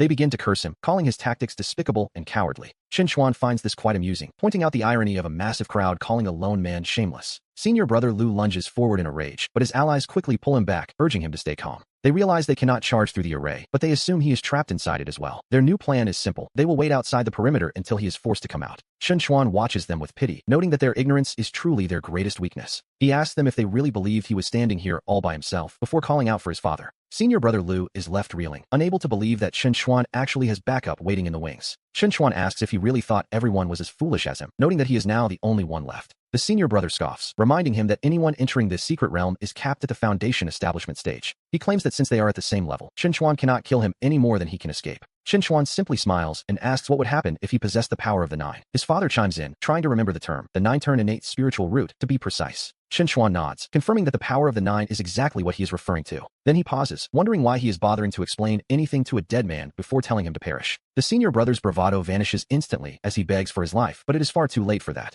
Later, Chen Chuan tells his father that according to Jiang He, the immortal garden is right here and it is time to advance. His father agrees, ready to begin the breakthrough process at last. Suddenly, a guardian beast appears in the garden, and Chen Chuan urges his father to focus while he protects him. His father tells him to hold on just a little longer, promising that the process will be over soon. Chen Chuan prepares himself, grateful that he had the foresight to set up his arrays in advance. A new voice mocks him, calling him Chen Sheng and pointing out the two companions he relies on so heavily. The enemy laughs, noting that despite all his schemes, Chen Chuan failed to predict the arrival of the beast nest. He warns that once the nest spreads, the entire realm will be overrun and his son will be torn apart by monsters. The others grow impatient, arguing that there is no point in wasting words on a man who is already doomed. The three Golden Core Masters decide to join forces, intent on wiping Chen Sheng out once and for all. They believe their grand plan is finally nearing completion, and to be honest, they seem quite pleased with themselves. The response is simple and decisive. Good. It seems Chen Chuan was right all along. In this world, one really does need to use their head to survive. The enemy scoffs at the remark, calling it pure ignorance, though he is the one about to be surprised. Chen Chuan asks them quite calmly why they ever assumed he was standing here all alone. He repeats the question, letting the weight of their miscalculations sink in as the atmosphere shifts. Suddenly, a voice calls out, "Mother, wait," signaling the arrival of someone unexpected. The realization hits them like a physical blow. Could this be the powerhouse Zhang Chunlan, the great elder of Qingyun? They stammer that it's impossible because she is supposed to be dead, but she simply asks who told them that. She stands before them, very much alive, mocking the idea that she had ever passed away. The great elder immediately issues her command. The Qingyun disciples are to take down the Fenglai and Xianyang sects. She adds that those from the Minghuang sect who laid down their arms shall be spared, and her followers answer in unison. The disciples shout their loyalty, promising to strictly follow the orders of the great elder. With the tides turned, she looks at her enemies and asks if they have anything else they'd like to say. One of them sneers at Chen Sheng, telling him not to be so smug because, in the end, no one has truly won. He points out that Chen Jianghe is Chen Sheng's only son, looking between him and Zhang Chunlan with a cruel grin. He mocks the tragedy of a parent outliving a child, telling them to watch closely because the end is coming fast. Very soon, he claims, they will have to witness the horror with their own eyes. He warns that the Qingyun disciples will be devoured by the beast nest, leaving Chen Sheng's side in a far more miserable state. Panic begins to set in as an ally asks Chen Sheng what they should do, given the overwhelming scale of the nest. Even a Golden Core Master cannot face such a force. They wonder if they are truly meant to watch their disciples die.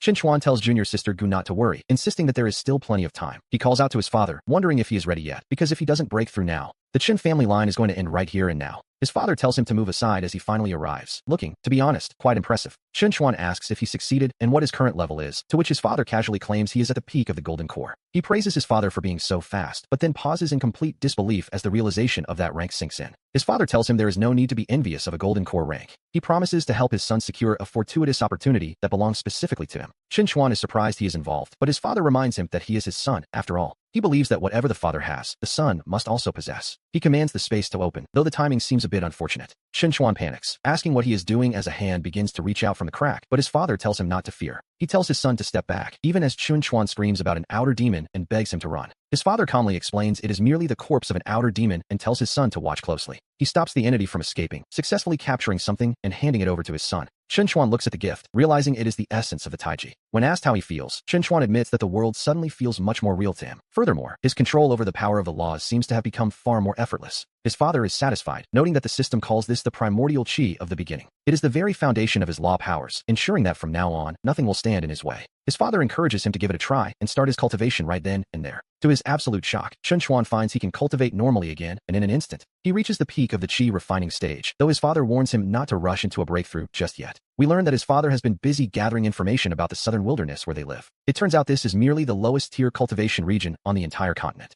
He insists that when they eventually move to higher regions, they must have the power to walk with their heads held high. Therefore, he demands that his son's foundation be nothing less than top tier, which is a tall order, to be honest. Chen Chuan realizes his father hasn't been idle during his time away, noting how much he's learned. His father scoffs, joking that all those snacks he shared weren't for nothing, which makes sense in its own way. However, Chen Chuan looks around at the ruined secret realm and wonders how they will ever find an exit. His father simply smiles, assuring him that leaving is actually quite a simple matter. Suddenly, voices call out in relief as they find that Brother Chun and the village chief are both safe and sound. Chen Chuan beams with pride, telling the others that with his father around, there are never any accidents. The others ask Zhang Wo how he is faring, and he proudly announces that he has successfully reached the Golden Core stage. This is wonderful news for the Qingyun sect, as they have officially gained another powerful Golden Core expert. It seems a total breakthrough for the sect is finally within reach, though the speed of his progress is almost terrifying. Reaching the Golden Core in less than a year is enough to make any ordinary cultivator feel a bit inadequate. One of them admits he feels quite discouraged by the comparison, which, to be fair, is a perfectly natural reaction. Turning to the matters at hand, they ask how things were resolved outside, noting it was all thanks to this father and son duo. The sect leader admits that without them, Qingyun would have been doomed and offers his deepest thanks to them both. Thank you, Uncle Zhangwo. Thank you, Senior Brother Chen Chuan, the disciples cry out, though Zhangwo insists it was just a small matter. He claims he was merely running errands, and that the actual plan was all Chen Chuan's doing, which is quite modest of him, to be honest. He beams, noting how lucky he is to have such a son, before turning to Zhang He and telling him to look at his older brother. He tells the boy to learn from his brother's example in the future, and Zhang He quietly agrees, likely feeling the pressure. The sect leader's daughter tells her father that given Zhang Wo's current power, the sect can't really offer him much more help. She asks Chen Chuan what he might need, but his mother chimes in, saying she has already handled her son's reward. She assures them that everything is prepared and there is no need for anyone else to worry about it. The sect leader is surprised by her decisiveness, but he quickly turns to the crowd and commands all disciples to listen. With a booming voice, he makes a grand announcement that will change the hierarchy of the sect from this day forward. He declares Chen Chuan the vice sect leader of the Qingyun sect, granting him authority over all matters, large and small. As for Zhang Wo, he is promoted to the rank of Special Elder, a position of immense prestige. His status is now equal to the sect leader himself, but before the cheers can start, the duo interrupts with a wait a moment. The sect leader is confused when they seem to decline, but Zhang Wo admits that they have something else in mind. We see that the father and son have already reached a decision about their future together. They intend to leave the sect behind and truly explore the vast, mysterious world of cultivation. And so, they prepare to say their farewells, leaving the sect leader in a state of absolute shock. He asks if they are truly leaving, and when they confirm it, he warns them to think very carefully about this choice. He explains that the world outside is dangerous, where nascent souls are common and golden cores are everywhere, a terrifying thought. He fears their current strength might not be enough, but Chen Chuan simply smiles, telling his uncle there is nothing to fear. He has complete faith in his father, believing that Zhang Wo possesses a talent that rivals the very earth itself.